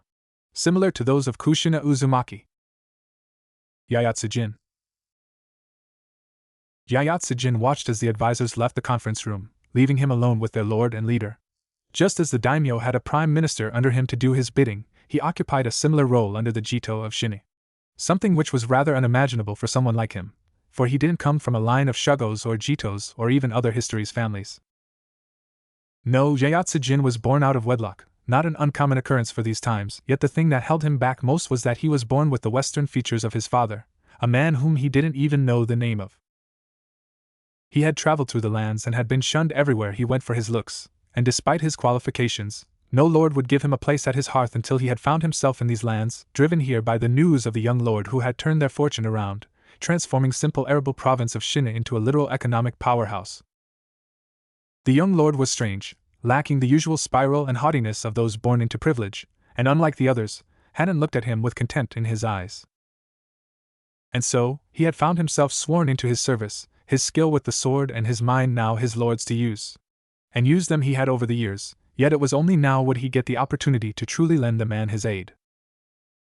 He looked towards the young lord, who cracked his neck as Ieyasu questioned. So raise taxes and tariffs, that's a rather meek response for someone who just tried to assassinate you and your lady wife, he questioned and saw young Akihito's eyes narrow onto him, as the young lord continued. And who said that? This was all, he finished in a cold tone, and he smirked. Of course, it was not. Their neighboring lord had just tried to kill him, and Akihito was many things, but a fool he was not. So, what is the plan? He questioned as he walked up and sat down opposite to the young lord, who pointed at the bordering region of Mahiro lands. Lord Mahiro drives much of his income from these iron and silver mines. It would be rather troublesome if these mines suddenly collapsed, the young lord said, telling him of his plans, and they were quite sound. But what of the war? Such an attack could draw the daimyo's ire, for we need that metal to make weapons, he replied, voicing his concern as a good advisor should. The war is over, and though the tensions remain high, I don't believe there will be much fighting now. Though regardless, the daimyo-sama won't move against us, he added resolutely, and he was reminded of how the young lord was now family to the daimyo-sama, being recently married to his sole daughter by his lady wife. Though, that was another headache in itself. The succession war was gruesome and cruel, and most of all, bloody. And now the young lord opposite to him had been thrust into it, by the virtue of his marriage. Speaking of that, how is Lady Miyuki? I have heard that she fainted due to the bloodshed, he questioned, and the young lord's face contorted with worry as he sighed. Yes, she did faint, but she will be fine, he replied, and he narrowed his gaze, as he recalled the rumors about the infamous glass princess of Land of Fire. So how bad is it? He decided to cut straight to the point, and the young lord looked at him, examining him before he replied. It is bad, she was poisoned, heavily. If not for proper treatment, she would have died within the year, but now she will live, he replied, confirming the rumors, and he sighed. That means, and the young lord nodded as well. Indeed, the two princes were murdered, at the third prince's orders most probably, as was her mother, and now only she lives, the young lord confirmed, telling him of the news and information he had gathered over at the capital. And he nodded as he processed it all, his teeth continuously grinding the wheat stalk in his mouth as he looked towards the young lord, before voicing out what was on both their minds. So, war? He questioned, and the young lord nodded, accepting his words. War indeed, said the young lord as he loosened up, and plopped down his face on his hand as he leaned on one side. Tell me how prepared we are, he questioned, and Ieyasu sighed as he shook his head. Not well, Akihito. Not well at all, he said. The succession battles weren't fought by shinobi like the grand wars between nations themselves. No, they were fought with men, soldiers with pikes and swords and bows. And they were led by samurai. Samurai, masters of the blade, people who had spent years and years honing their skill with the blade to spill blood at their master's bidding. Each Jito wished to have more and more of these highly trained men under him to maintain peace in their lands for a scenario as such when conflict was to be had. Lord Akihito was a revolutionary. His vision had allowed to help transform these lands into an economic hub, but he had little pedigree, and was only the second generation to rule over these lands. The people they faced, though, had family histories spanning over centuries, and that itself meant that they had many more samurai sworn to them. Lord Mahiro has 9 samurai sworn directly to him. His mines also allow him to have vast iron and other metal to fashion into weapons for his armies, and given the man's connection with Lord Siagusa and Lord Hattori, we will be facing 3 armies, which were well-armed and under the command of experienced samurai, while we boast only 4. 6, the young lord cut in, as he pointed towards himself and him. 6 if you include me and you, and he shook his head. The whole claim hinges on your presence, Akihito. We cannot take a risk by having you leading the army and possible facing these men, he admonished the stubborn young boy who shook his head. I have trained for this for years, Jin. Plus, you and I both know none of these men could face me, he said rather haughtily, and he rolled his eyes. Regardless, I will not have you put your life in danger, he said as the young lord simply replied. We will see about that, refusing to back down. We shall, he said as their eyes met, his blue reflecting back in those black irises of the young Jito. Still, we need to build alliances, Lord Chiba, he pointed to the small lands bordering them and Lord Mahiro as well, and though they were small, they held strategic importance. The man only has a daughter left after his son died a few weeks ago. He has approached me for a potential match between you and his doll. No, I will not take a second wife, the young lord cut in. Marriages are a way of sealing and ensuring alliances. You cannot behave like this, he admonished the young lord, who replied. I have promised Lady Miyuki that I shall not take a second wife, the young lord added, and he was enraged by those words. That is nonsense. Did the princess ask that of you? He questioned, for how could the princess have such gall? No, it was my pledge, the young lord said, surprising him as he looked at the boy like he had grown a second head, for who does something like this? You are an idiot, and you will break that pledge. I will not. You will. He nearly shouted at the stubborn idiot in front of him, and he continued before the man could cut in. Moreover, we need to modify the rationing and the training of the men and levies, he began, though he was quickly interrupted by the sound of a knock on the door. Knock. Knock. Knock. Who is it? He questioned, annoyed at being disturbed. It is me, Nakiri, and I wish to inform Lord Akihito that Lady Miyuki has woken up, came the voice of the mother hen, and he watched as the young lord stood up and gave him a bow. We will talk later, he said as he moved out of the room, and he sighed as he made to follow him, his legs long tired from sitting for so long. And so, he found himself standing next to his female counterpart, for if he was their lord's right hand, Nakiri-san was his left, looking after their household and such, a duty often carried out by the lady of the house. That sounded rather heated, she questioned with a raised brow as the young lord vanished into the side hall. He sighed as he answered. Yes, I was trying to convince the young lord to consider a second match between himself and Lady Chiba, he informed her and saw her eyes widen. That is a good match, she iterated, and he nodded. Indeed, but the young lord was apprehensive about it. Apparently, he has pledged to Lady Miyuki to wed no one else, he said, and saw her eyes soften. As noble as that may be, he will have no other choice if he wishes to succeed in this uphill battle, she agreed with him. Yes, that is exactly what I was trying to tell him, he said, elated that the woman agreed with him. Leave this to me. I will handle it, she said, and he was surprised by those words, though he was happy to do so, for he had a lot else on his plate apart from this. Then so be it. I shall leave this to you. Akihito Shirahoshi. Akihito found himself in his lady wife's room and watched her consciousness return as her eyelids filled nervously. Where am I? She questioned, her voice a bit raspy from being unconscious for so long.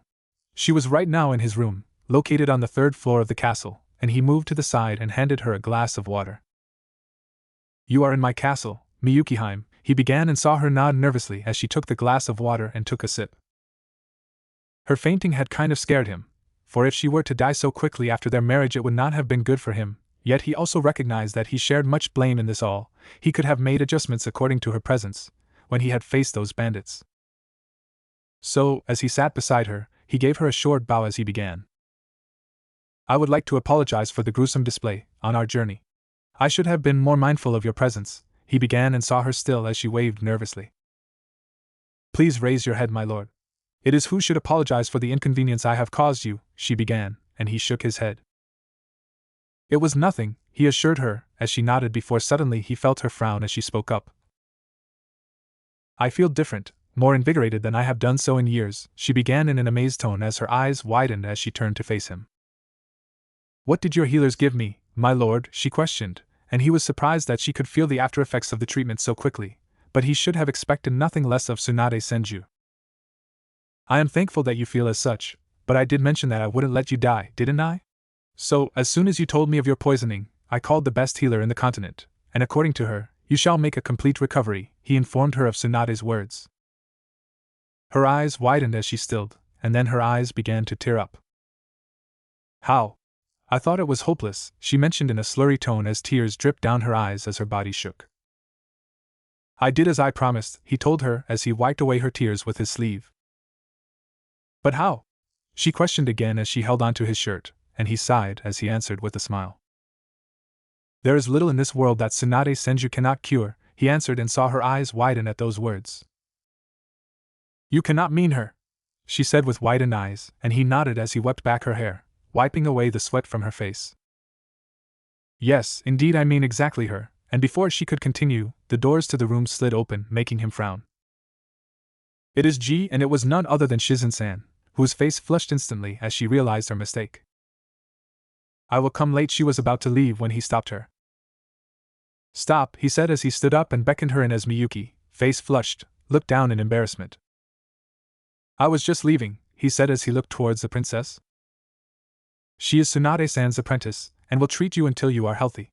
Kirin-san will be back by tonight. Until then Nakiri-san shall see to your needs, he informed her as she nodded, and he then left the room, stopping for a second by Shizen-san's side. Where is Tsunade-sama? He questioned. She is in the yard, near the forest, she informed him, and he nodded as he thanked her. Thank you, and Nakiri-san will come by any minute now. Tell her whatever you may need and any other precautions that we need to take for her health, he told her, and she nodded, her cheeks still flushed as he left the room heading towards his private training yard. He found Tsunade-sama there, examining one of the tree stumps. Her hand was grazing the stump as he stopped and spoke up. I believe you have heard the news as well. Your sensei has agreed to step down, he informed her, and she nodded as she turned to face him. Indeed, I am aware, and of course she would be. He gave the daimyo a list of potential candidates to replace him. I must say I was rather surprised that I didn't find your name on that list, he offered with a smile, and she rolled her eyes. I am not. Even he knows that I have little patience for the village as it currently stands, she uttered as she looked him in the eye. Who was his recommendation? She questioned. Minato Namikaze, the Yellow Flash, your comrade's student, he replied, and she nodded, seeming thoughtful. Though I would have liked it if your name had been there, he teased, and she narrowed her eyes. I do hope that you didn't try and have it added, boy, she said, and he nodded. I tried, but the daimyo-sama wished for me to remain limited to the list sent by your sensei, he replied, and she shook her head. That's reasonable. But Jiraiya's boy, huh? He is a better choice than I had expected. You would like to work with him from what I can tell, she offered, and he was surprised by those words. For that, I still would have to live long enough, he said as he raised his brow, and she nodded. You will, she iterated, and then his next words made the very air still. Not if Shimura has anything to say about that, and he saw her still at those words. What do you mean by that? She questioned. I mean that the third prince was rather insistent in his support of the aged man. And then I have heard rumors of his close ties with the Lord Mahiro, who is the prince's grandfather, he tried to thread the dots. That is a grave accusation to make, she said scathingly. I make no accusation, but I had hoped that you could perhaps enlighten the people of your village of their oaths in regard to the upcoming conflict, he said in a sharp tone, taking a big gamble. And she met his gaze as she processed his words. I will see what I can do. Have your servants prepare my things. I wish to leave by tomorrow morning, she informed him, and he nodded. I will inform them of your plans, he said, and just then, he frowned as one of the guards rushed forward. My lord! My lord! The man shouted, making him turn to face him. And he was alert at once, his mind racing as he questioned quickly. What happened? It's about your retinue, my lord. They were attacked, and the bandit they captured has been killed. Tsunade Senju. Tsunade Senju was rarely intrigued. She had seen much in her life. Her status as the Senju princess, and then as a revered Sannin, had allowed her to see all aspects of the shinobi world, see the truth of that world for what it was. See Konoha for what it had become.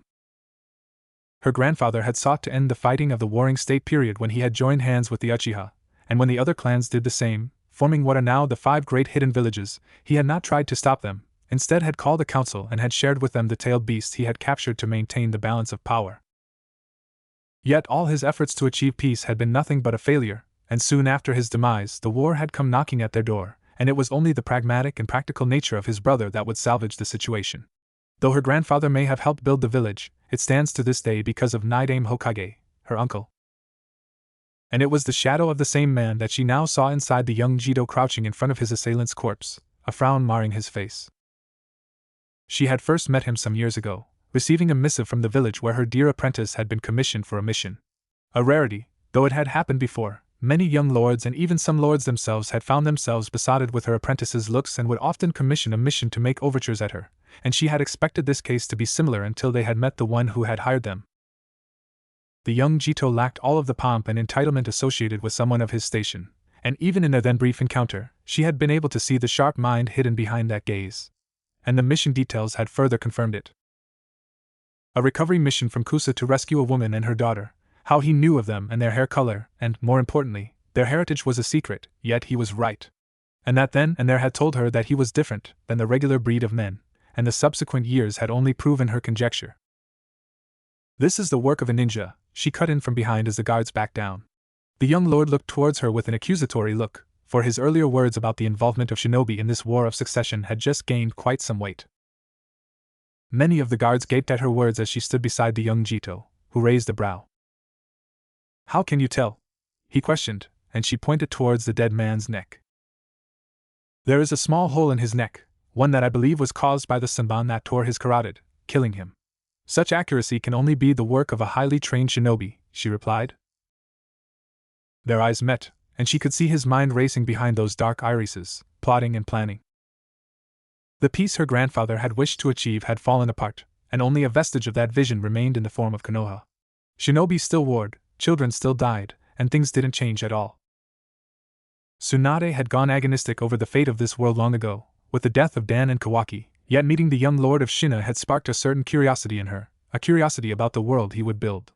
He was deluded by dreams of grandeur. No, he was pragmatic, yet that didn't mean he didn't dream or aspire to change the world. He had somewhat. The lands of Shino were a microcosm into the world he wished to build, its populace healthy and prosperous, and most importantly its children safe and cheerful.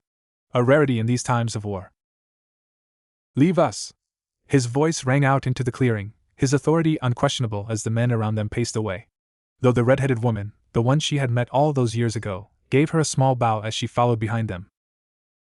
"You were right," she spoke up as both of them stood opposite in front of the dead man's body. "I know, but I am afraid this won't be proof enough if I am to make a case against this adversary of mine," he mentioned, making her frown. "Why?" she questioned, not seeing his point. This dead body showed a ninja's involvement. They could simply put the blame on any foreign nations, or at any Ronin. In these times of war, both of these scenarios are quite common and much more likely than sabotage by someone from the village, especially someone as esteemed as him. He snarled at the last word, his frustration leaking out, a rare display from the usual stoic lord he pretended to be. Though he was right. She could see his point. "That is why I wish for you to investigate this personally. If I were to make a massive claim right now, I would alert him, but if you investigate, I believe you would either find evidence against him allowing for a prosecution against him, or it stops him from interfering anymore, buying me time enough to win this whole damn thing," he said as he looked towards her. "And how can you be sure that it is him?" she questioned, and though she had never liked Shimura and wouldn't put it past him to interfere like this, the man was still an elder and a counselor to her sensei. "It is him." "But how do you know?" "I know," he cut in resolutely, looking at her as he had all those years ago. Both of them stared at each other before she nodded. "So be it then, though I still wonder how you plan to win this war," she questioned, and he smirked. "You will just have to watch me," he said, and there was a sort of childish cockiness in that smile, and it reminded her of his age. He was so young and yet had done so much. "I had little intention of participating in this whole ordeal, but now that I am," he began as he looked into the distance. "I plan on sitting on that throne," he declared, reminding her of some all too familiar declarations she had heard over the years. "And then maybe I would nominate you to take the Hokage's seat," he said as he turned towards her, and she scoffed. "You wouldn't dare," she said with narrowed eyes, and he had the audacity to smirk. "Maybe I would," he replied. "Even the Guardian 12 won't be able to save you from me," she challenged, and he chuckled. "Threatening me with treason itself, that's new," he said, and she smirked as she shook her head. And truthfully, she was rather excited to see what he would do as daimyo. Would he be able to bring the change that her grandfather had failed to bring? Will he truly be able to transform this continent as he had done so for his lands? And if she wished to see that, the boy would have to live for long enough to ascend that damned throne. "I will be leaving for Konoha right now," she said as she moved towards the dead body and took out a sealing scroll from her pocket. "And I will be taking this with me as well, you know, for investigative purposes," she replied as she sealed the body inside the scroll. "What of Shizen-san?" he questioned, and she waved it away. "Let her be. Tell her to rest here for some time and heal your wife," she said with a smirk as the boy frowned, the hidden implication lost to her as she shook her head and continued. Plus, from what I know, she rather enjoys staying here, she relied on, and the hidden implication behind those words was lost to him as he looked at her obliviously. And she vowed to guard this innocence from her white-haired comrade's clutches. He had been getting rather intrusive over her constant visits to Shina lands. She wouldn't let him corrupt him. Ah! Suddenly she recalled something rather important. Hand me your blade, she said, and the boy did so with a frown, and handed her his sword. She took it out of its sheath and pushed her chakra through it. And there it was. The blade had cracks in its edge. The technique used by the boy had done this to the blade. She was sure that the sword would break with one more swing. As I suspected, the blade is damaged, she uttered, and the boy nodded. It is. I have tried everything, yet the nature of my techniques is such that no blade lasts for much longer and breaks after some use. This one might last 1 or 2 more swings, he replied, already aware of the nature of his technique and their effects on his blade, and then suddenly his eyes widened as he looked towards her. You didn't, he gasped, and she nodded, cutting him. I did, she replied as she took out another sealed scroll from her pocket. Your idea had merit, and all the information you provided was enough for me to get a prototype made, she replied as she unsealed the scroll. And in a puff of smoke, a katana erupted from the sole, its sheath jet black though near the hilt it had a symbol marked. The symbol of a whirlpool, in honor of the kunoichi who had helped her build this blade. She threw it towards him, and he caught the sword, his eyes widening as he took it out of its sheath, his eyes narrowing on the seal inscribed into it near its hilt. They managed to pull it off, a replica of the legendary Kubikuribocho, he gasped as he swung it in the air, the blade cutting through the air in a masterful manner. It's not perfect, but it will do the job. So, don't go dying on me, young Lord Akihito, she said as she gave him a small bow. I won't, he said as he lowered his head. Then I will be on my way. It is time enough. I have a meeting with my sensei about what exactly is going on inside the village on his watch. Hiruzen Sarutobi. The third Hokage sat in himself, rather pleased and intrigued, as he looked at the person sitting opposite to him. It is surprising to find you back in the village so soon. I had thought I wouldn't see you for quite some years when you left at the end of the war, he remarked, looking at his wayward student. However, he was wrong in using the term the end of the war, for the war hadn't even yet ended per se. But Tsunade had been in charge of the medical division during the war, operating mainly from the village, only rarely venturing to the northern front, though when the fighting died and everyone could feel the war coming to an end, she had packed up her bags and vanished with her apprentice. Tsunade, on her part, didn't respond to the insult, and simply hummed away as she looked around the office. Me either, yet here I am, she remarked simply as her eye settled on his hat, which lay right in front of him at the moment. So, you are finally going to give up that hat, she said, a hint of sadness and intrigue in her tone, and he raised a brow as he replied. Indeed, and I would be happy to pass it on to you if you be willing, and she would be a better choice than many, he knew. Yet he didn't even need to wait for her answer, given how her expression changed at his words. No, thank you. And gods forgive, what is it with me and being Hokage? You are the second person in this week to propose such a thing, and he didn't need to guess who as the first. Tsunade, on the virtue of being a Sannin and her prowess, was afforded several liberties which were not available to a regular ninja. Like roaming through the continent, not fulfilling a mission quota, and so forth. Yet that didn't mean he would let his dear student roam freely, so a sharp eye was kept on her movements, and so he knew of her rather frequent visits to the lands of Shinai, and how she had been there just days ago. I believe that person was the current Jito of Shinai, the young Lord Akihito, I believe, he questioned and saw her eyes narrow at his words. Yes, she replied with a raised brow. And what was your answer to him? He questioned as he smoked from his pipe. She wouldn't be idiotic enough to agree to him, yet with his students, he could never truly be sure. The same one that I gave you, she replied, and he nodded. It seemed that he didn't have anything to worry about on that front. Good, though I am afraid I did notice the lack of your apprentice, Shizen, he began as his voice hardened. Why is she still in Shina lands? He questioned, knowing that she was aware of the tumultuous times they were living in at the moment. She is there to treat Lady Miyuki, the newlywed wife of Lord Akihito, she replied, and he hoped that it was the only thing she was doing there. I hope you know what you are doing, Tsunade. If she were to break the oaths, even I wouldn't be able to protect her, he replied, making his stance clear. And the oaths were simple. No Konoha nin would accept a mission against any land of fire noble. This was the cardinal rule, and though many tried to scurry around it, it was his duty to ensure that no Konoha nin took such a mission, and lest one did, that he'd be prosecuted and punished accordingly. You don't remind me of that. I know of the oaths and the treaty quite well, she replied, making his heart ease up. But I am afraid some people in the village don't, she continued, her tone sharp and cold as their eyes met, and the atmosphere in the room went tense. Why? He questioned, and she raised a brow. I cannot say yet, but don't worry, I will find out, she replied, and he knew he could have pushed, but a part of him also knew that he wouldn't like the direction this would take then. And he didn't wish to engage in a conflict with her on the first day she was back. Then so be it, he said, backing off. But I want you to tell me if you find out anything about this. We cannot have on our hands a crisis like the Land of Water, he reminded her, and she nodded. I will, for none would want such a crisis.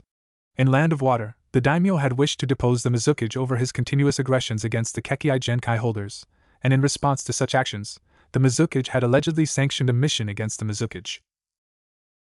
His assassination had rocked the country, and now Kirigakure was in civil war, with the money and support from the nobles dying out or being directed towards the rebellion. What do you think of the daimyo's possible successors? He questioned, knowing that she was aware of the capital political landscape, unlike the rest of the shinobi force. Plus, it would be good to talk to someone other than his council members about this. What's there to think, she scoffed, and he raised a brow as he took the exhaled smoke, morphing it into the kanji 4-3. Then let me rephrase, whom of the three main candidates do you believe is more suited to win? He questioned, and she shook her head. There are not three candidates, she replied, and he frowned. The third prince, Lord Akihito, and Lord Suzuki. He counted the three names, and she shook her head. Lord Suzuki was born to the daughter of the late water daimyo. He has little support and ambition for his bid. The main struggle is between the third prince and Lord Akihito, she replied, surprising him with her clarity. And which one of the two do you think would win? He questioned and saw her eyes narrow. What do you think? She questioned, and his mind raced as he recalled all the information he had on either of the two contenders.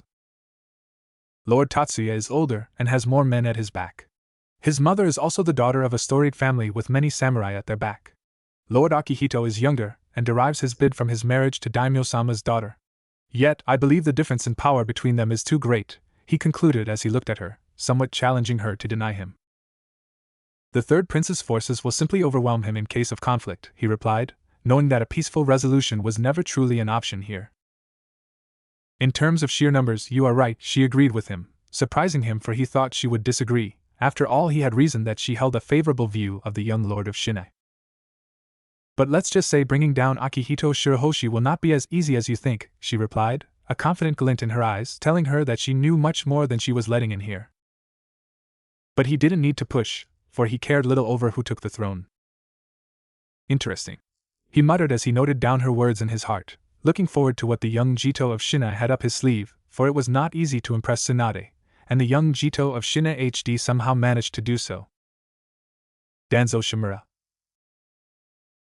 As Tsunade sat in the Hokage office, Danzo stood beneath them in the many caves that ran down below the village as he read the report about her return to the village, and her continuous visits to the Shino lands. How could you miss this? He raged at the ANBU in front of him, kneeling down on one knee. We never thought it worth reporting, my lord. There was no pattern to her visits, and most of the time, she wouldn't even visit the castle of the young lord, came the answer, and he shook his head as he crumpled up the report, burning it with a quick flare of his chakra. Of course, there wouldn't be a pattern. She is not an idiot, and how did none have noticed the erratic journey pattern she would take after her visits to these lands? He shouted angrily, his chakra roaring in frustration and rage at the incompetence of those under him. It seemed somehow, the young Jito had found himself an ally in the Senju princess, and not just that, from the way her journeys were structured, it seemed as if she had taken a special mission from the young lord. A mission related to none other than the condemned Uzumaki clan. About that red-haired servant. What have you managed to find out? He moved on, trying to piece together all the information. Not much, my lord. She began working in the castle around 4 years ago. She has no last name or any formal ninja training. Though we were able to hear that prior to coming to the Shino lands, she was in Kyusugakure, the masked nin replied, and he nodded. Kyusugakure? He questioned, and the man nodded. Yes, Danzo-sama, and she also has a daughter, a 3-year-old girl named Karen. She also has red hair. Danzo's mind raced as he processed all that. Two red-haired individuals within the same family, it couldn't be a coincidence. No. This was something else. It was highly likely that these two weren't just regular people. No, they were Uzumakis, and that changed a lot of things. Conveyed to Lord Mihiro to handle any leaks about our involvement, and lay low for some time. Tsunade's abrupt return means that she has returned with a purpose, he said, frustrated by this whole ordeal. With Hiruzen deciding to keep the seat until this succession crisis was handled, it now tied down his fate to the third prince, something which he did not like. But no matter, he would have to live with it. Yes, Danzo-sama, came the affirmation, and then he recalled one final piece of information. And investigate this Gado, whoever he is, and what is the nature of his dealings with Jito of Shina. Kutsugawa Miyuki. Kutsugawa could never ever have imagined that she would be living the life she was at the moment. Plagued by a constant ache and overhanging threat of death, she had begun to count down the days till her eventual demise, growing hopeless over her situation with every passing second. Yet the dull ache and hopelessness that had ached her for over a year was now gone. Eradicated, her breaths coming easier, and the future seemed less bleak than it ever had, at least in the last year. Yet she still remains troubled. The situation in Shino lands was tense, and she was not blind to the tension building up as the guards trained vigorously with their blades. But more than that, she was tense over personal reasons that concerned her rather abrupt marriage with the young lord of these lands. The very lord who for now stood in the yard below, in a simple hakama, his blade in hand as four of the castle guards circled him, sweat dripping down their faces. And despite being aware of Akihito-san's prowess with a blade, she couldn't help but flinch whenever one of those guards swung their blades at him as she stood on the balcony watching the whole ordeal along with the castle's caretaker, Lady Nakiri. "Nakiri-san, may I ask you a question?" she began, and the older woman nodded politely. "Of course, my lady," she replied with a small bow. Nakiri-san was basically the person who had raised Akihito-san and was most aware of anything related to him. She fiddled around with her thumb, trying to frame the question in the best words, as she finally worded out. "Do you think I am pretty?" she finally voiced out in a near whisper. "What did you say, my lady?" she questioned again. Probably her voice was too quiet for her. Yet she gulped down as she pinched her thumb before repeating. "Do you think I am pretty?" she questioned again, and saw Lady Nakiri frown a bit as she answered. "Of course, my lady. You are. I would say you are the prettiest person I know, but may I ask why you ask this?" she questioned, a bit of sharpness leaking into her tone as she moved closer to her. And Miyuki didn't know how to answer that without embarrassing herself, yet she was at the end of her rope. "My lady, if any of the servants have made an overturn," Nakiri-san began in a cold tone, aiming to shake her hand. "And oh no, not at all," she cut in quickly, knowing that. "Then why did you ask me that, my lady?" she questioned in a soft tone as she looked over her.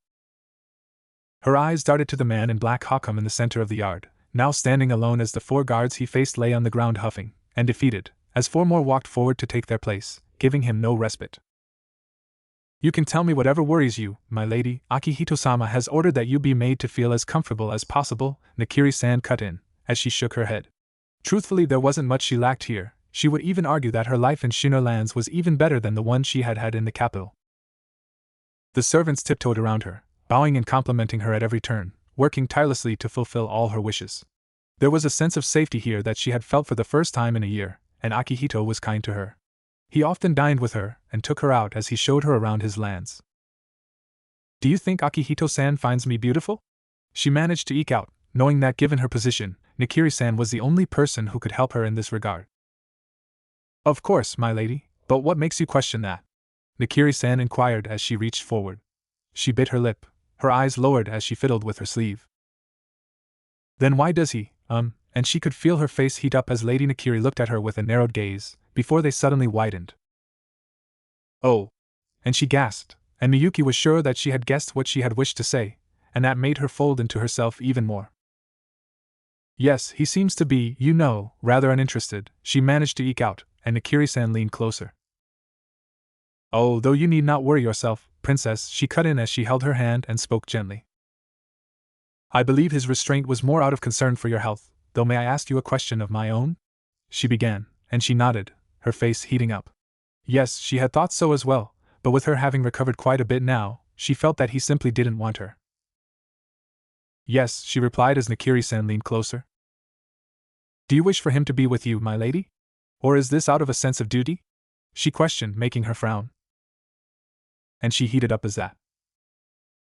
He has done much for me, and I wished she was about to continue when suddenly, loud sounds of a bell ringing broke them out of their reverie, and she watched as Lady Nakiri paled at those loud banging sounds.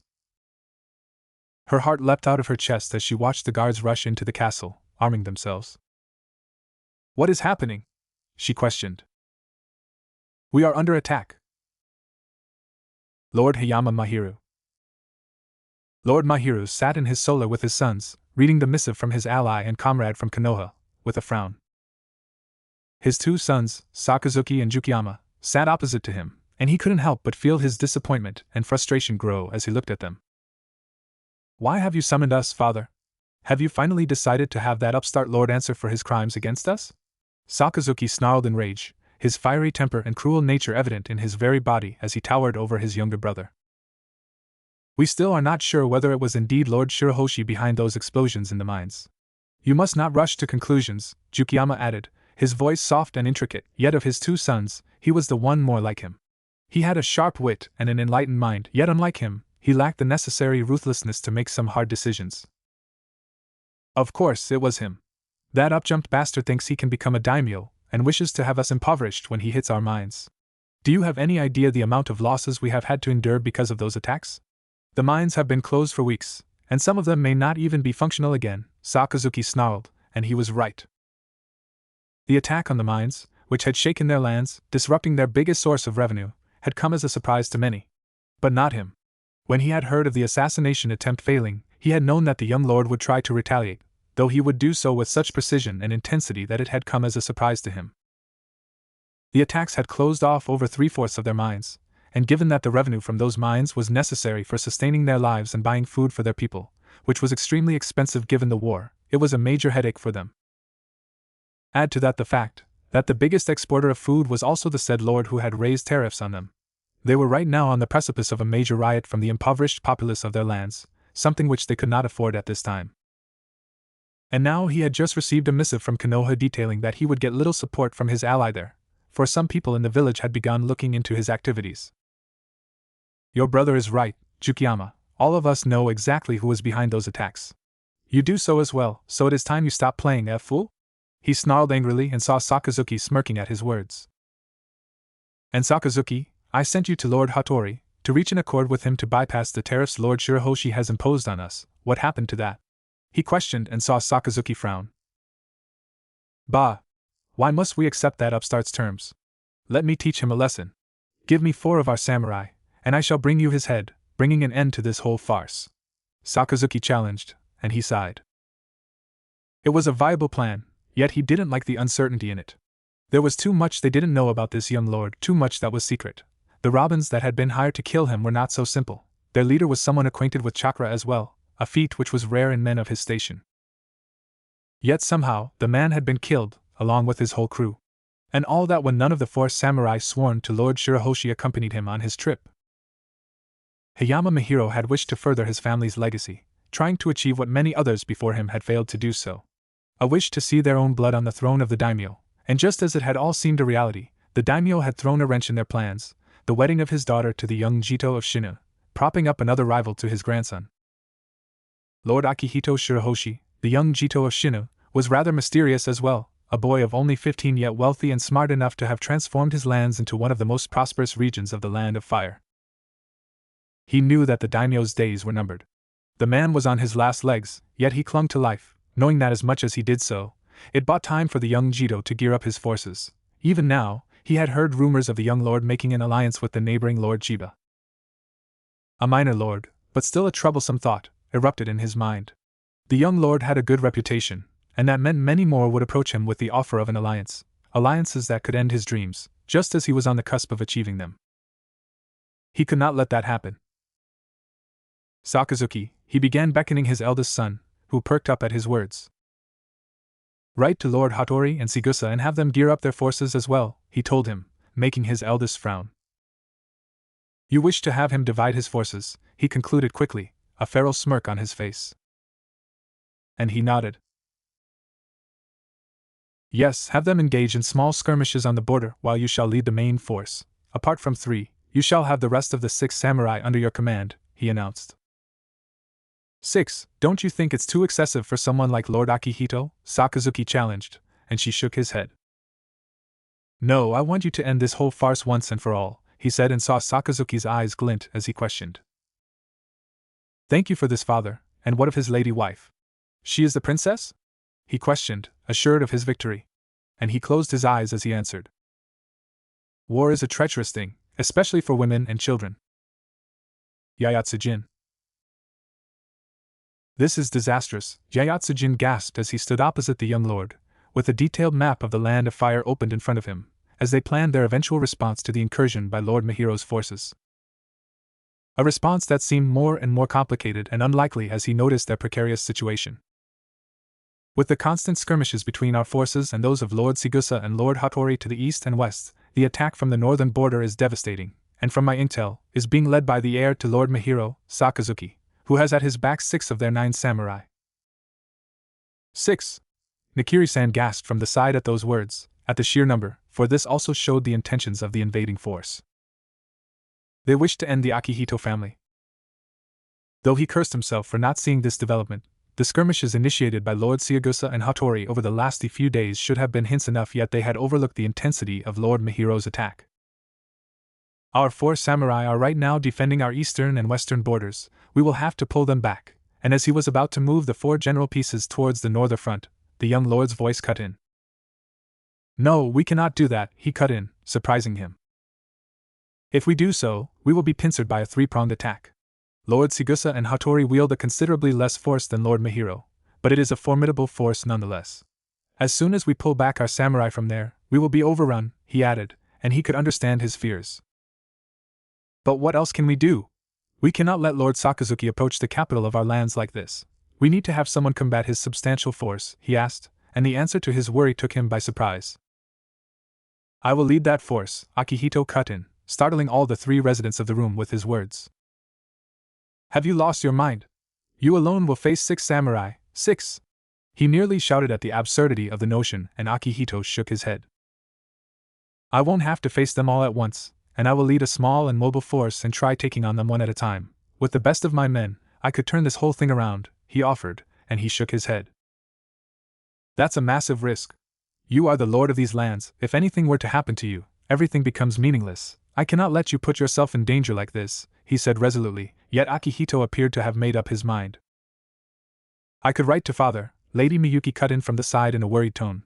Her face was pale, and her demeanor anxious as she looked towards the young lord. Maybe he could intervene and have Lord Mihiro pull basi. It won't happen, he cut in, knowing that such a thing would be futile. The daimyo-sama will not be able to intervene in time, let alone the political situation in the capital makes it very difficult for him to make any such intervention. The pace at which Lord Mihiro's forces are moving, we would be overrun before any such directive makes its way to this part of the land, and even then, Lord Mihiro could simply claim that he didn't receive it or manufacture any legitimate cause for this overture, he replied and saw her nod nervously, as the young lord added. We must face this ordeal ourselves, with an expectation of no intervention from the capital. I see, then what will we do? She questioned in a worried tone, and he grit his teeth as he scanned the map once more. We will do as I have commanded. Have Kazuto prepare the men. I will leave within the hour, he announced, and he grit his teeth, for though he was a valued advisor to the young lord, he was still an advisor and the final say would always lie with the young lord himself. Akihito, listen to me. You have no heir and are the pillar that holds our forces together. You are like the king in shogi, and only an idiot ever lets his king step into the foray. He tried, but the young lord was unmoved. You doubt me too much, he announced, sounding more impassive and colder as he looked at him. He grits his teeth as he accepts defeat, yet even then, he wouldn't let him go on like this. Then let me write to Lord Chiba. With him allying with us we could force Lord Sakazuki to divide his whole force. He could attack him from the side, buying us enough time, he offered as he moved the 2 general pieces from Chiba lands into the northern's front side. You know I have already made my decision regarding this, the young lord announced as he stood up, making him grit his teeth. Damn it! Just listen to me, Akihito, and don't be so stubborn, he shouted at the young lord, who, without answering him, began to move out of the room. I need to make preparations, he called out as the door closed in behind them. And in his rage and frustration Jin punched the table as he shouted. That damned idiot! He cursed the young lord for his stubbornness as the table cracked into two. Jin-sama, a demure voice from the side cut in, breaking him out of his trance as he looked to the side and found Lady Miyuki staring at him with a frown. Yes, my lady, he replied after a gulp, knowing that he had debased himself enough for today, though if they all died in a few days, he doubted his honor or mannerism would matter much. Why is Akihito-san against an alliance with Lord Chiba? She questioned, startling him, and he looked towards Nakiri-san by her side, who gave him a nod, beckoning him to tell her the truth. Lord Chiba has sought an alliance with young Lord Akihito for some time now, and to cement that alliance, he has proposed a match between young Lord Akihito and his sole daughter, he replied and saw her eyes widen. That means… Yes, Nakiri-san cut in from the side. Lord Akihito refuses this because he made a promise to you that he would not take another wife, and while under normal times none would begrudge either of you this, in these times for a lord in his situation, the truth is that he cannot fight all his enemies with a hand tied behind his back, Nakiri-san added, and he saw Lady Miyuki gulp at those words, her eyes moving to trace the lines of wood on the floor as silence reigned through the room. Then, he noticed her eyes sharpen as she glanced up into his eyes as she began. Then would Lord Chiba be satisfied even if his daughter is but a second wife? She questioned, and he nodded as he frowned. Of course, my lady. An offer came even after your marriage to the lord, but he refused it, he replied. The princess then halted and he saw her mind race as she stood there and stared at the map of their territories, her fists clenched around the fabric of her kimono until her demeanor shifted as she replied in a resolute voice. Write to Lord Chiba and tell him that Lord Akihito accepts the match for an alliance between our two lands, Lady Miyuki announced, and he was struck by her words, unable to believe them. But my lady, he tried to say, yet she shook her head. Do it, leave Akihito-san to me, she added in a sharp regal tone, and he looked towards Nakiri-san, who had a small smile on her face as she gave him a nod. Akihito Shirahoshi. Akihito was in his room, strapping up his armor when the door suddenly slid open, and he glanced to the side and found his lady wife standing there. May I enter? She questioned demurely, yet this time, he didn't miss how her eyes were trained in his form, glinting sharply. Of course, he replied as picked up the shoulder guards, as Miyuki stepped behind him. Let me help you, she said as she began to tie it up as he held it in place. Their eyes met through the mirror, sitting opposite him as she voiced out. You planned for this, didn't you? Her voice cut through the air, making him frown. He was caught by surprise by those words, for of everyone else, she had been the only one to see through it all. How could you tell? He questioned as they moved to the next piece, and she nodded. You expected this to happen, or at least planned for it. That was why you were training with those guards for all these days, she added, and he was surprised that she hadn't missed that detail. She was still a princess, born in a perilous capital. And while she was innocent enough, she had fangs of her own, fangs that she beginning to bear as the shadow of death looming over her head receded.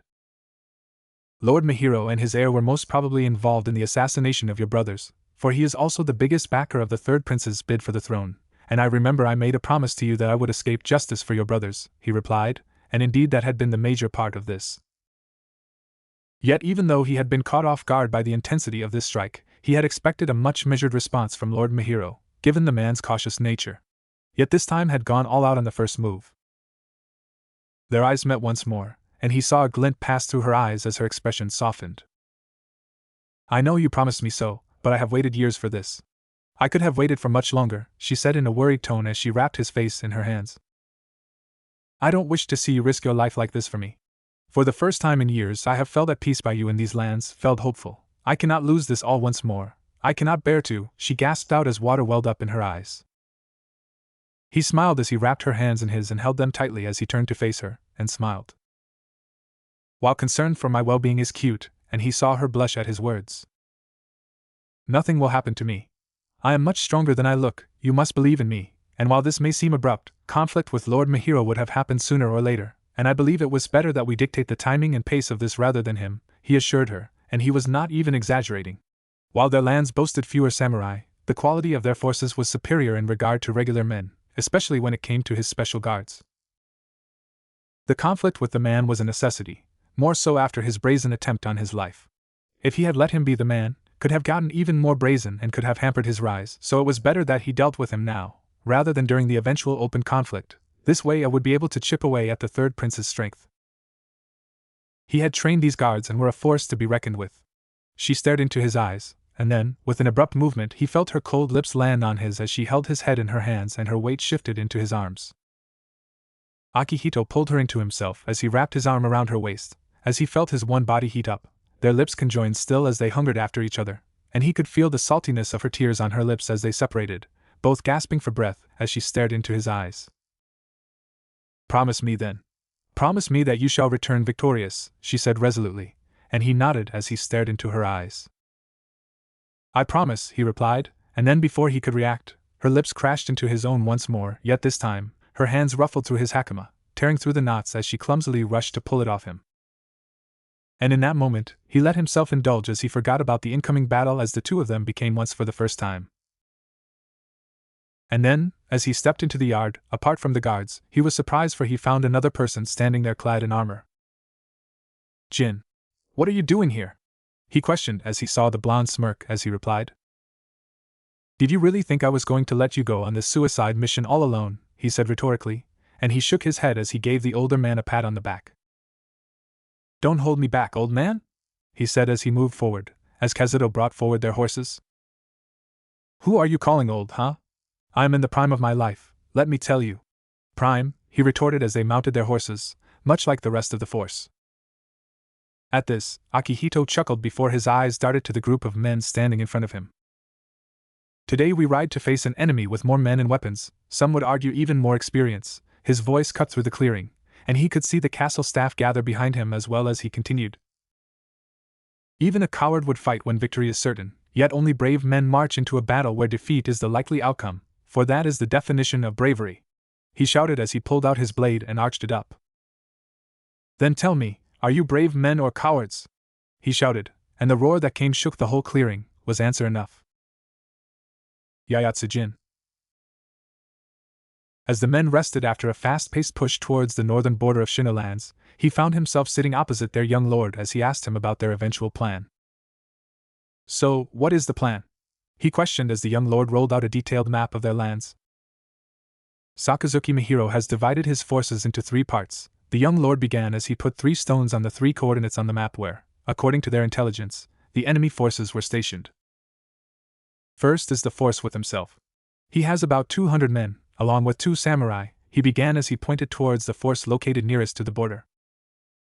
Then the other 2 forces have 2 samurai each and are moving diagonally trying to reach the 2 defensive forts, near our eastern and western front. He pointed at the 2 forts that were basically there for defending against any incursion from lands belonging to Lord Sigusa and Lord Hattori respectively. Basically, they were arranged in a triangle, with Sakazuki and his main force bringing up the rear, as 2 other apexes moved out to remove their major defenses to the east and west, hence giving a clear path for a 3-pronged invasion. "So, which fort do we choose to reinforce?" he questioned as he stared at the map and saw Akihito smirk as he glinted, and the young lord shook his head. "Neither," he replied as he pointed towards the largest of the stones, the one indicating Sakazuki Mihiro and his force.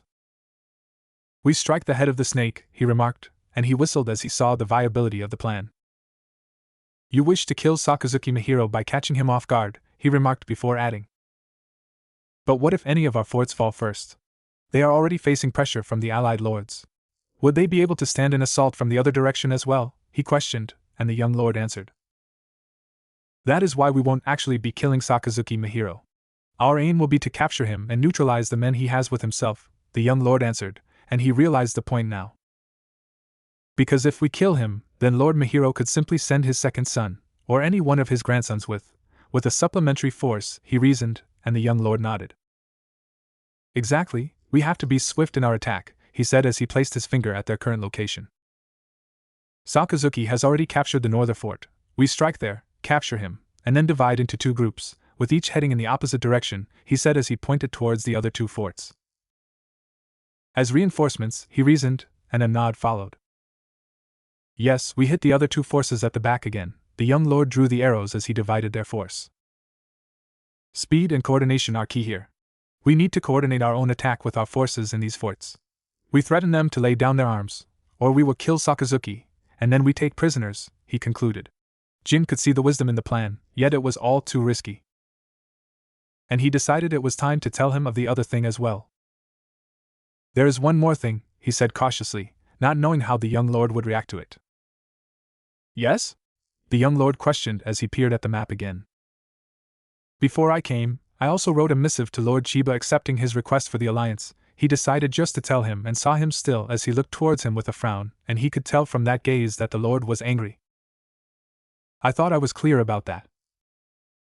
You were, but I did so at the command of Lady Miyuki, he replied quickly before the wrath of the young lord could be directed at him. Miyuki? She agreed to this, he asked, and he nodded as he gulped. Yes, he replied. He could see the young lord's eyes narrow as he continued interrogating him. And why didn't you tell of this earlier? He questioned again, and he gulped down as he saw those eyes focused on him. It was Lady Miyuki's command. She ordered me not to tell you until it became necessary, he replied, conveying the words of the Lady of Shinai. The young lord glared at him for a moment before he spoke up once more, his tone chilling as he inched closer. You do know many a lord would have your head for something like this, the young lord began as a shiver went down his spine, and he, of course, knew that. And so can you, my lord, he said as he bowed down, and maybe had miscalculated when suddenly pain raced through his body as he was hit in the gut by the sheath, forcing him to cough violently as he fell to his knees. He writhed on the ground as he heard his lord sigh as he spoke up. What the hell am I to do if my own lady wife and servants plot against me, huh? He sighed before he lightly kicked him in the side, prompting him to stand up. And you were rather quick in rolling over your loyalty to me and following her command, he complained, though his tone was a bit lighter now yet, and Jin grunted in pain as he rubbed his gut, still reeling from pain as he answered. I did what the lady commanded, he said resolutely, and the young lord shook his head as he folded up the map. None of you had any idea why I was against this match. The young lord clicked his tongue as he shook his head, before he finished up in chilling voice. I will deal with all this later when all this is over. Still, we cannot depend on Lord Chiba's support. We can actually, he cut in, making the young lord frown. I looked into it as you commanded about why Lord Chiba seemed so interested in making an alliance with us rather than Lord Mahiro, and it seems the two lords have quite some bad blood between them, he informed the young lord, who frowned and seemed to rake his mind for a bit. I don't recall both of them having any armed conflict over the years, he mentioned, and he nodded. It's less of an armed conflict but more of an emotional one, and rumor has it that Lord Chiba loved a woman in his past, a woman whom Lord Mahiro acquired as a concubine through various bribes and pressures just to spite the man, and the woman in question later committed suicide, he informed the young lord of the intel he had gathered. Oh, I did not know of that, he said as he rubbed his chin. It's an incident from quite some years ago, so very few people still recall it. And that is why Lord Chiba was adamant about making an alliance with us rather than Lord Mahiro, and why I believe he would lend us his aid, he replied and saw the young lord's mind race as he turned to face him. Then so be it. I will take the eastern front. You shall take the western front after the initial attack. But Lord Chiba's lands border the western side, and your life is more important. You should take the western fort, he complained. My life may be more important than yours, but there is another thing you are missing out, said the young lord as he turned to face him, his face cold as his eyes became dull. I am also much stronger than you. And he scoffed at those words, though he didn't refute them, for they were true. He may be older, but the young lord was a whole different kind of monster when it came to martial prowess. TCH. But how will we coordinate this all? This all requires extremely accurate information about the enemy's position and movement, and you haven't even sent out men for scouting, he questioned with a frown and saw the young lord smirk as he took out a piece of parchment from his pocket and handed it to him. He frowned as he opened it, yet as he read through it, his eyes widened, for there was a detailed report of enemy numbers, movements, and positions. How? He gasped out as he looked towards the young lord. It doesn't matter how. What matters is that we know everything. As long as the enemy is in these lands, I shall know their each and every move, he replied, and he could not fathom how the young lord was receiving such intelligence, for such a source wasn't even in his knowledge. As the young lord moved away and had the men make preparations, he could think of just who was providing the young lord with such information. Tsunade Senju. Tsunade Senju found herself outside a rather inconspicuous apartment in the village. The building was nothing special, and neither was the apartment per se. Yet the same could not be said of the people inhabiting this apartment. She knocked on the door once more, with a frown as a loud voice from the inside cut in. Coming, and then seconds later, the door opened up to reveal one of Konoha's most powerful weapons and their most well-guarded secret as well. Kushina Uzumaki, the Jinchuriki of the nine-tailed fox, is believed to be the last Uzumaki alive today. They were cousins of sorts, yet the relationship between them was not too close or substantial. Yet, family they were, and that would always mean something to her. Tsunade-sama, she gasped in a surprised tone as she looked at her with wide eyes. The redhead was dressed in a rather simple dress, with an apron on top, and by the blemishes and the wet spots on it, told her that the redhead was busy in the kitchen. And she ended up scoffing as she imagined a shinobi with as much power and strength as her simply working in the kitchen. A chuckle escaped her lips, and she smiled as her red-headed cousin tried to make herself presentable. I didn't know you had come back, she said with an infectious smile, her eyes beaming as she moved to the side. Come in, I was just and she didn't miss how the redhead paled at that before a red blush crept up her face. Though there was no need for that, she could tell that the redhead was expecting someone else, someone with much darker hair than herself. Is Minato away on a mission? She questioned as she stepped into the apartment, and the rather homely feel and nature of the place reminded her of her own youth, of her own house, of times when it had been filled with a similar warmth. Yeah, those damned Kumo-nin were making some trouble, so the Hokage-sama sent him there to put them in their place, she replied as she closed off the door and led her to the table. Kumo, I thought they had retreated after losing their raikage? She questioned, and Kushina nodded. Indeed they had. But this is new, and that is why Hogue-sama sent Minato there to deal with it, to see what this whole issue was, she replied as she put away the bowl and, after removing the apron, came and sat by her side. And what about you? I didn't think I would see you back here again? She questioned, her tone rather cautious, and she nodded. I had thought so as well, but there was trouble here that I needed to take care of, she replied and saw the redhead's eyes glint at those words. For never let an Uzumaki's chipper nature fool you, the red-headed devils were at one time the most feared clan in all of the continent, and there was good reason for that. Very good reasons. What trouble? She questioned as she looked at her, and she thought of what she could tell her. She had come here to speak to Minato, yet if he was away and wasn't set to return any time soon, then she was the next best thing. How good is your sensing? She questioned seriously, making the redhead frown. Not at Minato's level, but I can hold my own, she replied before she felt her chakra spread throughout the room, activating various seals placed in the walls. Nice. She thought. But why do you ask? She questioned as she leaned forward, and gone was the chirpy girlfriend replaced by one of Konoha's deadliest elite jounins. Nothing. I just needed someone to keep track of the movements of certain shinobi in the village, she replied. She saw the redhead's eyes narrow before she nodded. I could do that, and she nodded. And Tsunade nodded. That would do, and then she looked over the redhead, and a part of her could still recall how broken the young Uzumaki had been when the news of her clan's demise had reached the village. A tragedy that she often thought of till this day. So, do you have it then? The mind's eye? She questioned as she recalled the other redhead she had met years ago, and the shift was instant as the redhead's eyes narrowed. No, but how do you have that technique? She questioned, and Tsunade thought of the answer as she sipped water that the redhead had brought for her. In the end, she decided that it was time enough as she began. Because I know someone who does. And while the Land of Fire erupted in the first conflict of the impending succession war, in Konoha, a silver-haired shinobi moved across the surrounding forest in a blur as he rushed to reach his kidnapped teammate, a teammate whose life his dying friend had entrusted with him. Just hold on, I am coming Rin. Uzumaki Kirin. Uzumaki Kirin considered herself in the debt of Lord Akihito, a debt she believed she could never repay given what the young lord had done for her. The fall of Uzushio had taken her by surprise, and with that, had begun a continent-wide hunt for all the remaining Uzumaki. They had been hunted down one by the three shinobi villages of Iwa, Kumo, and Kiri. Her own husband had been killed with her barely managing to escape, with their daughter before landing into the clutches of men from Kusugakure. They had sought to kill them as well until she had begged them to spare their lives, telling them off her Kekei Genkai. She had watched as their leader's eyes had landed on her and her daughter, and she saw the greed and hunger in them, yet she endured as they led her and Karen to their village, her heart feeling dread rising at the kind of life that awaited her.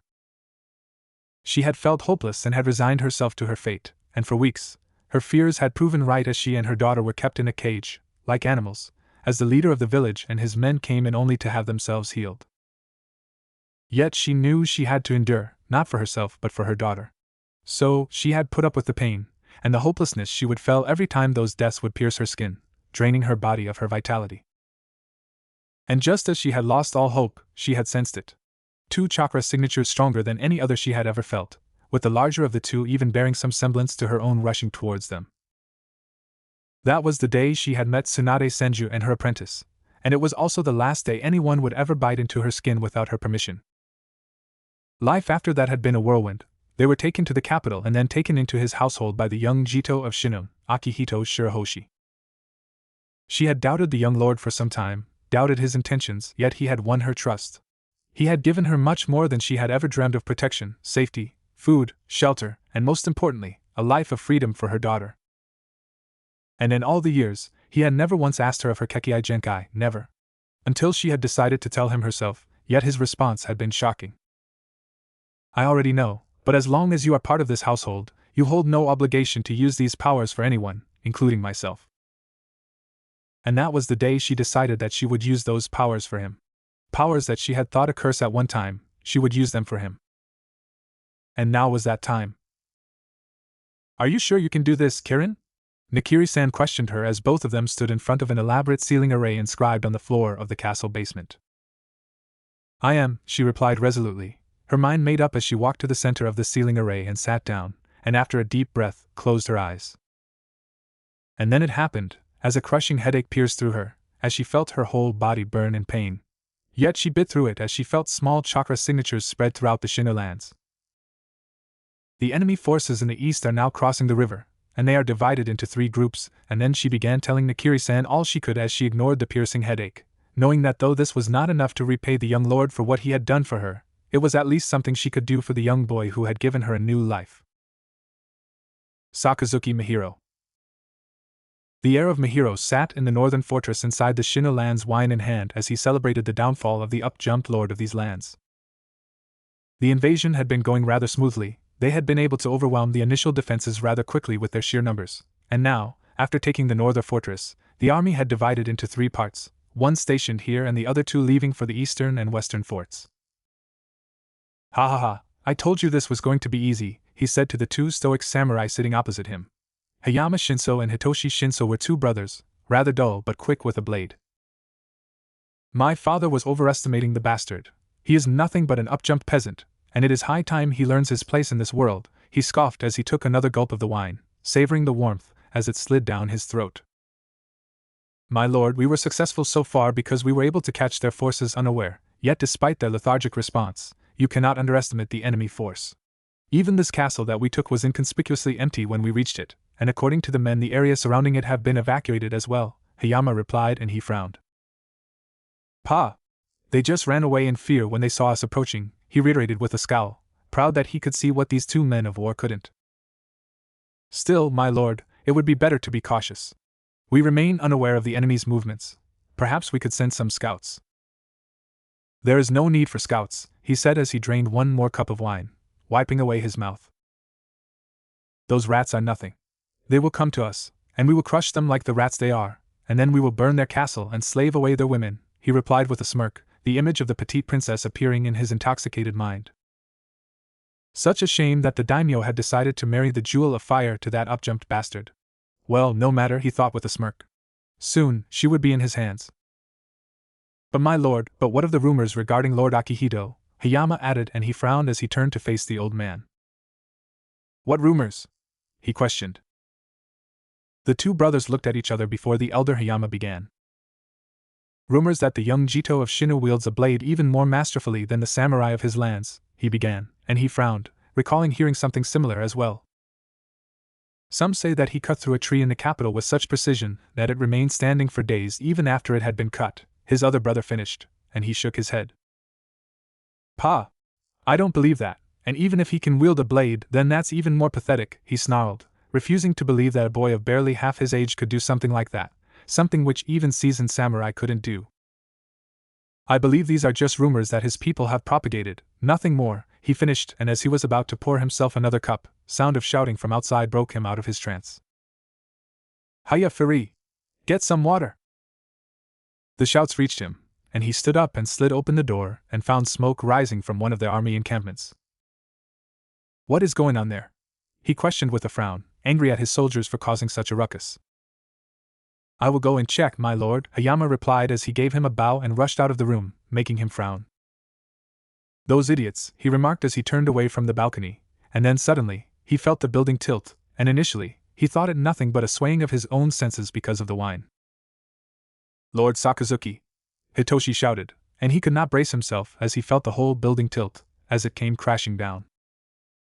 Boom! Boom! Crash! Sakazuki felt his whole body ache, as he felt his senses return to him, and he was in severe pain as tried to open his eyes, and just then he felt the weight on his lesson as a ray of light reached his vision. Cough! Cough! He coughed up as the blood from his injuries dyed his vision red and found someone standing there atop of him, while pandemonium broke out around him. Ag! Run! Save yourself! He could ably make sense of what was being said, and had thought that the man was one of their soldiers. Tack, but before he could continue he stopped as his eye landed on the sigil embroidered into S stranger's clothing. And then he finally noticed the unique hair color, and the blue eyes of the man, and he stilled as he realized just who it was, for there was only one such man in the continent. Yayatsujin. Get away from me! He shouted, even as his body was in pain, yet the man looked at him with a scathing gaze as he gripped his hakama and pulled him out. I said let me go. Puff! And he stopped as the man kicked him in the torso, making him kneel down as he dealt with the debilitating pain. Tie him up, and let's go! And he felt two soldiers reach for him as they tied his arms and legs. His heart thumped in his chest, and he tried to struggle, yet the soldiers were too powerful and made all his efforts futile. And then suddenly it happened as a huffing tone cut me from the side, lighting his heart with hope. I am going to have to AKSU stop, and he looked to the side and found a bloodied form of Hitoshi standing there, with his blade drawn as he looked towards the blonde gaijin. And who may you be? The blonde questioned as his own hand went up to his blade, his blue eyes sharpening at the samurai. I am the man, heaved with labored breaths, Hitoshi Shinso, a samurai sworn to Lord Mihiro, and I promise you if you let him go right now, I shall make your death instant and painless, he said as he shifted his blade, making its edge shimmer in the moonlight. I am Yayatsujin, sworn in servitude to Lord Akihito Shirahoshi, the gaijin began as he took out his own blade, as the soldiers pulled him back and stood in front of him, their own blades now drawn. And I offered to face you in a noble battle, but alas, you are the blonde stopped mid-sentence, and then he saw it. Hitoshi's eyes widened as blood erupted from the man's neck, and his head literally slid off. Already dead. Lord Hayama Mihiro. Lord Hayama Mihiro sat in his solar skimming over the emergency missive he had received from the Shino lands, his mind racing as he came to terms with just what was stated in the message. This is a disaster, he snarled in rage and worry as he threw the missive towards his second son, who sat opposite him. Jukiyama picked it up and skimmed over it, his eyes widening as he read through it. They have captured brother, how? He questioned, and he nodded. Sakazuki underestimated the young lord of Shinner and found himself too exposed, and with him captured, if he reached one of the two forts he would have us on the back foot, he snarled, worried about his successor. The letter mentions that the young lord is rushing towards the western front with Sakazuki. We could send reinforcements. I could lead them, Jukiyama offered, and though the plan was solid, he shook his head. No, that would take too much time and leave us all too exposed to a counteroffensive. We cannot thin out our defenses anymore. Moreover, Sakazuki was already captured. He could not lose both his sons to this campaign. Especially not at this critical juncture. A letter came from the capital in the night, he added, and saw his son perk up at those words.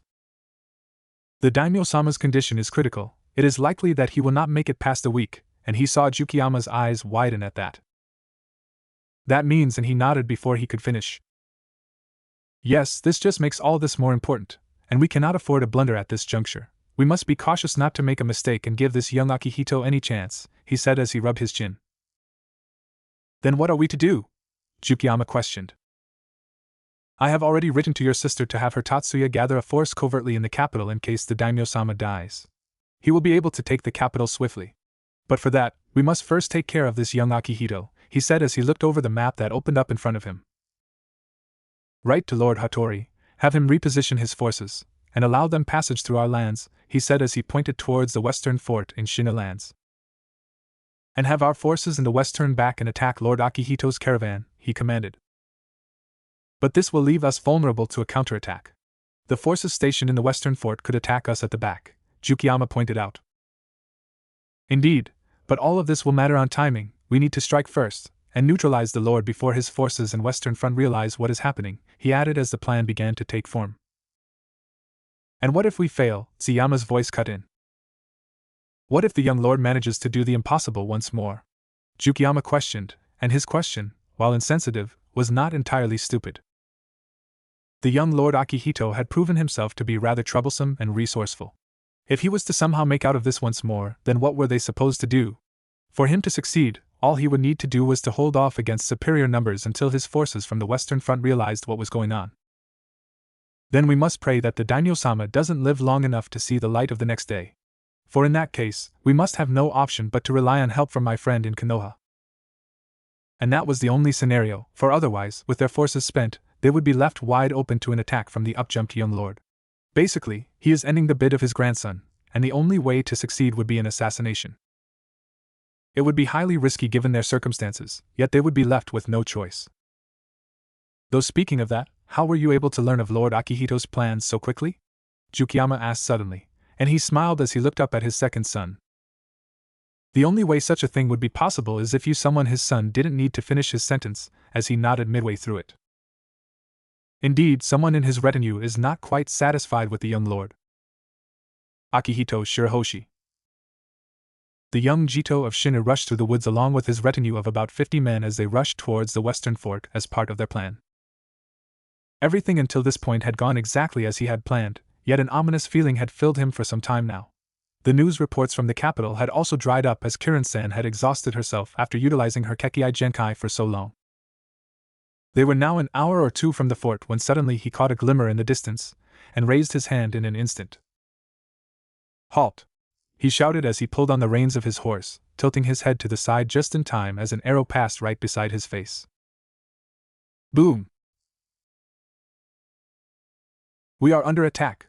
He shouted as his mind raced at this new intervention. They had taken up a new route specifically to avoid any confrontation with the Mihiro forces. Yet, for some reason, they had known of their movements. My lord, they have surrounded us, one of his men shouted, and he realized that they had been caught in a trap. He looked around and saw themselves getting surrounded by armed men, and he knew that there was only one way for them to get out of it. Men on me! We will have to make our way through the blockade! He shouted as the men cheered up behind him as he pulled on the reins of his horse, hitting it with his leg as it roared before it began to gallop straight on. He reached for his blade with his other hand and saw the sky glitter as one of the samurais sent another arrow at him, and he pushed his own chakra through his blade and slashed it at the arrow. Ninpo, World Cleaver! He shouted as his blade cut through the arrow, his wind-natured blade cut through the chakra-infused arrow as enemy forces began to pile up in front of him. He saw them get into formation as they put up their shields and spears trying to stop their charge, and his eyes narrowed as he pushed himself off of his horse and jumped over them. His loyal horse followed up and jumped over the blockade as he somersaulted behind the enemy line, his sword back in its hilt as he pushed chakra into the blade once more. A green hue appeared on the edge of his blade, as the enemy forces realized just what he intended to do. Get away! One of their men shouted. Yet it was too late. Ninpo, World Cleaver! And he swung his blade as once more, a green hue passing from it as it cut through nearly a dozen or so men gathering in front of him, cutting through them, their armors leaving nothing but a puddle of blood as his own horses rode through the puddle, and as he was about to hoist himself up once more, suddenly he stilled as his horse fell down, and he noticed how an arrow had hit it. Not in front, no, but from the back, and his eyes caught the man holding the bow, one of his own men. And it was cocked once more and aimed at him. He was sent rolling back as his loyal horse crashed into the ground with a massive grunt. His body rolled over the floor as his men thundered past him, many pulling on the reins of their horses. No, don't stop. Ride to the fort, and deliver secure Sikozuki as a hostage, he commanded even as pain rippled through him, as his loyal man loosed the arrow at him, forcing him to bring up his hilt to block it, and as he was about to race past him, he gripped the hilt of his blade once more, and pushed his chakra through the blade once more, and swung it at him. Few of his commanders seemed worried, yet as he gripped his blade, he shouted once more. Go!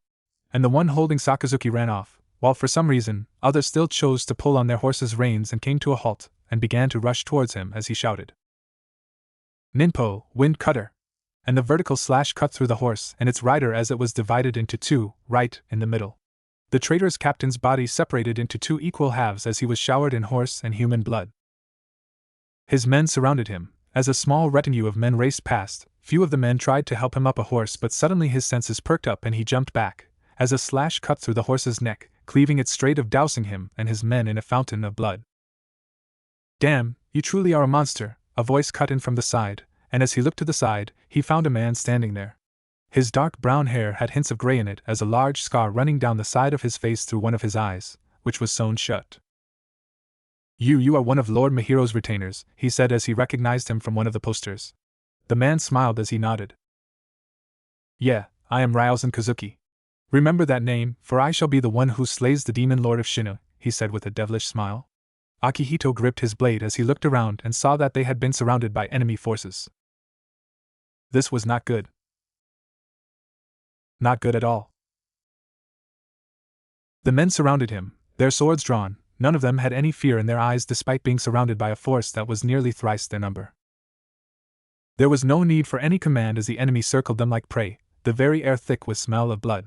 Akihito's vision was dyed red from blood itself as he gripped his blade, his mind racing as he thought of a way to get out of the mess he had found himself in. The men from Mihiro forces were closing in until another voice cut in. Stop!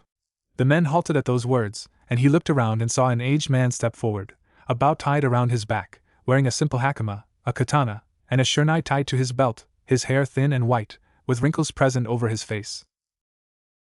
You all shall only be a hindrance in this, so stay back and don't interfere, the man commanded. Akihito recognized the person immediately. He was practically a legend amongst the samurai of these lands. The man had been the right hand of the previous leader of Land of Iron for many years before retiring into Lord Mihiro's lands. His skill with the blade was said to rival the prodigious Mifune Habra of Land of Iron, the greatest samurai of their time. Watashi Masamune-san, it is a surprise to see you away from the Mihiro lands, he questioned the man, who nodded. Indeed, it has been some time since I have left those lands, but I couldn't let an opportunity to face a man like you pass over, especially not in this part of my life, he said as he looked at him, making him narrow his eyes. Yo! What are you saying, you shitty old man? He is mine. You should just stay back and drink tea or something. Ryuzen! The old man's voice cut through the air like cold steel, making the very air still with his authority, as he looked at his colleague. Don't interfere, he warned ominously, and even Akihito was impressed by the man's prowess. He had used little to no chakra and had been able to silence his colleague with nothing but honed bloodlust. The younger brown-haired man had sweat dripping down his face as he gulped nervously and gave a small nod. And the shift in demeanor was instant as the man smiled. Thank you, he said before he turned to face him. Our forces outnumber you 3-1. If we were to engage in battle, we would emerge victorious, yet I find all this bloodshed rather nauseating at this point in my life, the old man began as he stepped forward. So let me make you an offer, young Jito Akihito, from one samurai to another, he said as he pointed the edge of his blade at him. Instead of a clash of our forces, let us decide the outcome of this battle. You against me, and when I slay you, this whole crisis shall to come to an end itself. If he cut in quickly, making the old man stop as he stepped forward despite much protest from his men. If you win, not when, he cut in and saw the old man smile generously as he continued. Indeed, it seems in my old age, I am rather prone to making mistakes. As I was saying, if I win, this whole crisis shall end here and now, and if you were to emerge victorious, then my forces shall give up their arms without a single word, he offered, and Akihito's eyes widened. The offer was too good, and truthfully, there was no way he was going to let this go. I accept, he said as he stepped forward, and the old man nodded. That is good, he said as he looked at his men. Now please step back. I wouldn't want to kill you all accidentally, he said, and his forces moved back at his words as Ohashi made a similar command to his men, who stepped back, leaving the two of them alone in the center of the field, with nothing but their blades as a soft wind rippled through the air. Their eyes locked onto each other, their hands on their hilt as they prepared for the fight for their life, and then as a single brown leaf swaddled to the ground in the gentle breeze, motioning the beginning of their clash. And they were off. Ninpo, World Cleaver. Tsunade Senju. How? The red-headed Jinchuriki of the Kyubi questioned in a tone that was nearly feral. Her chakra rippled through the room, its sheer force and density a massive surprise as the very lights in the apartment began to flicker as the Kushina stared at her.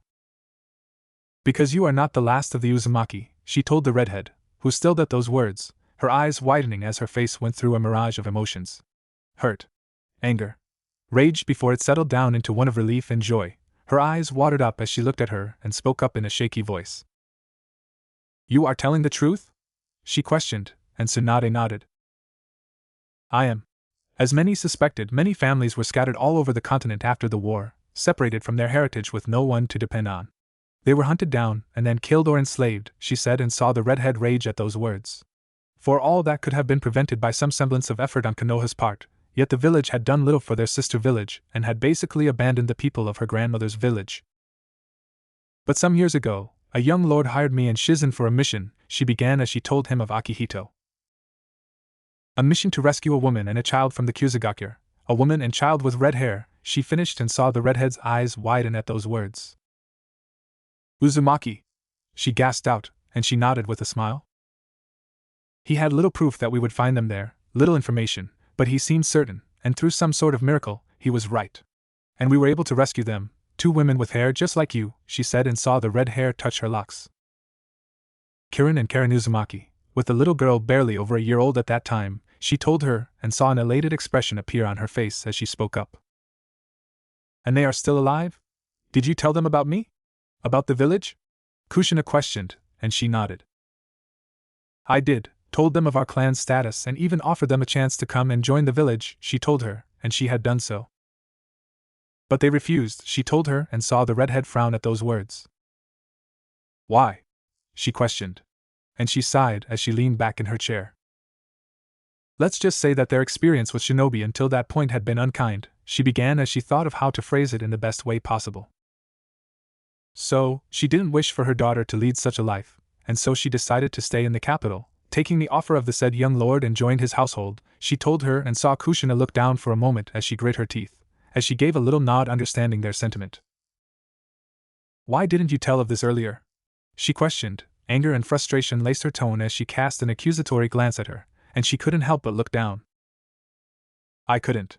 When I told her that you were a shinobi, she didn't react in the best way and told me not to disclose hers and her daughter's existence to you unless it became necessary. And after what she had been through and what I saw become of this village, I thought it better to let them hide away, she said, and Kushina grit her teeth, her fists balled up.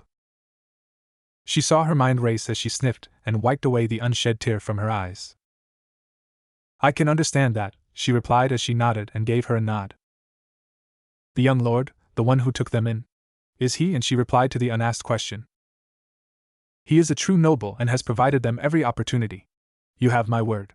They have been treated extremely well, she assured her. She saw her give a sigh of relief as a smile appeared on her face. That is good, she said, and there was a hint of cheerfulness in her tone. It felt as if a weight had been lifted off her shoulder. Can I meet them? She questioned, and Tsunade nodded. I will bring it up when I see them again, but before that, I am in need of your help, she asked. She saw the redhead's eyes narrow as she leaned forward. I believe this has something to do with the crises brewing in the capital, Kushina guessed correctly, and she nodded. Indeed, she said. The crisis in the capital is expanding, with war on the horizon. The young lord I spoke of is also one of the few lords aspiring to inherit the daimyo's seat. And while I trust him to be capable of dealing with his opposition in the capital, I believe there are certain elements in the village that would prefer if it was his opponent who ascended the daimyo's throne, she replied, and saw the redhead's eyes widen. But that's treason, the redhead cut in with a gasp. Yes, yet that is only if you are caught doing it, she said, and saw the redhead nod at those words. What do you need me to do? She questioned, and Tsunade leaned forward. With an allegation as such made and the situation in the capital being as volatile as it is, any shinobi of the village who takes on a mission that would require them to enter the capital would need special permission from the Hokage, basically allowing him to track the said shinobi's movements, she cut in, and the redhead frowned. I didn't know that, she said, and Tsunade nodded. Few do, for the rule is rarely enforced. But it was established in the reign of Uncle Tobarama, who had it put in place just for a situation like this. So, I wanted Minato and you to use your abilities to monitor for any shinobi that may enter or move inside the capital in a suspicious manner and lack the official signature from the Hokage office, she said, and the redhead nodded. I can do that, but the chakra tag, and before she could finish, Tsunade slid forward a sealing tag, making the redhead quieten up. It was Grandma Mito who made that tag at the request of Uncle Tobirama. I still have several of them, but I believe that should be enough, she said, and Kushina picked up the sealing tag and passed her chakra through it as the tag glue with a particular red hue, and the redhead gave her a nod. That will do, she said, and Tsunade nodded, and with that, the trap was set. All it would take to implicate Danzo was one move, one single move out of the confines of the law, and he would be done. And most importantly, under these circumstances, they wouldn't even need the authorization of a Hokage to move against the man, for he would be compelled by law to persecute the person for treason. How are they? Kushina's voice shook her out of her trance. The other two Uzumaki, how are they? She elaborated when she frowned at her question. They are rather lovely, Kirin-san. She is the mother, serves the young lord as an advisor of sorts, and has two Kekei Genkai, both of which the young lord believes were inherited by her daughter Karen, who is now about 3 years old, I think. And then hours would pass as the redhead would bombard her with 1,000 questions or so about her newly found family. Yet the ever-present smile on her face throughout the conversation made it all worth it in the end. Akihito Shirahoshi. Ninpo, World Cleaver. He swung his blade with all his might, his chakra giving the blade a green hue, as the invisible slash ripped up the very ground between them as it paced towards the old man. Ninpo, Akatsuki's calling. And with that he swung his blade once more, and his senses perked up as he hastily jumped to the side as the ground where he had been previously standing was literally torn up as he looked up, and found out that the man's technique had literally cleaved through his technique. Impossible, he gasped as the dust settled, and the old man stepped forward, his sword now drawn, yet his hand shook slightly as he raised it up and examined it under the moonlight. Impressive, it has been years since someone has made my hand shake like this, he complimented him, though Akihito was in no need of compliments, as he stood up and looked at the man. He had, of course, heard of the man and had an inkling that the old man in front of him wasn't like the other samurai. Yet it seems he had grossly underestimated just how good the man was. It seems you are going to make this old man come to you, and with that, the man suddenly blurred right in front of him, surprising him with his sheer pace. Speed that had been achieved without the use of chakra. He barely managed to bring up his own blade to block the man's strike as the metal of their blades clashed against one another, sending sparks flying. He pushed down any semblance of doubts bubbling in his heart, as he hardened himself, and dug his feet into the ground as he pushed more and more of his chakra into his blade. The edge of his blade gained a green hue, and he saw the surprise on the old man's face as he saw the hue, and he could feel his own blade dig into the old man's sword. Interesting, he whispered before his own blade gained a slightly red hue as they separated. Their clash was highly sophisticated as the man brought down his blade at him. He sidestepped it, and the man was quick to change the blade's trajectory, shifting the vertical strike into a horizontal one. He had to lean back, the blade passing right above him as he pushed himself off the ground and aimed a kick at the man's arm, forcing the man to jump back. And as he landed, he pushed himself into him, closing the distance between them in a single stride as he slashed at his neck. He parried his strike, bringing up his own blade to counter his strike, yet he didn't let go. Twisting himself on his heel, he swung from the other side in a swift move, yet the man crouched down and slashed at his heart, forcing him to go on the defensive once more. He parried the strike, and they clashed once more, their blades sending sparks everywhere. In the end, he got frustrated by the continuous exchange and took a step back as he pushed more of his chakra into his blade. Ninpo, World Cleaver! He shouted once more as he slashed violently at the man, who smirked, making his heart sink as he spoke up. In terms of skill, you could have beaten me, but I am afraid your impatience has cost you this battle, he said as he reached for the shurnai in his belt with his one hand and pushed it up, stopping his attack as the hue on his katana grew. Ninpo, Akatsuki's calling.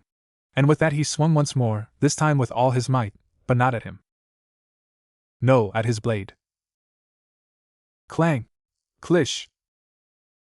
And this time, as their metals clashed, he felt his sword break and a massive explosion rocked the whole clearing. He was sent rolling back, his sword in hand, as he coughed up and steadied himself. He glanced down and saw his blade cut into two as the old man stepped out of the dust. I believe it's over, he said as he glanced down at his own blade, which had a cut in its edge now, yet it was still whole. Akihito struggled back to his feet and got up, huffing as the pain ripped through him. The whole clearing was silent as the two of them stared into each other's eyes. And he didn't miss how the old man's eyes narrowed as Ohashi brought up his blade once more, no sense of loss or hopelessness apparent on his face. "No, it's not.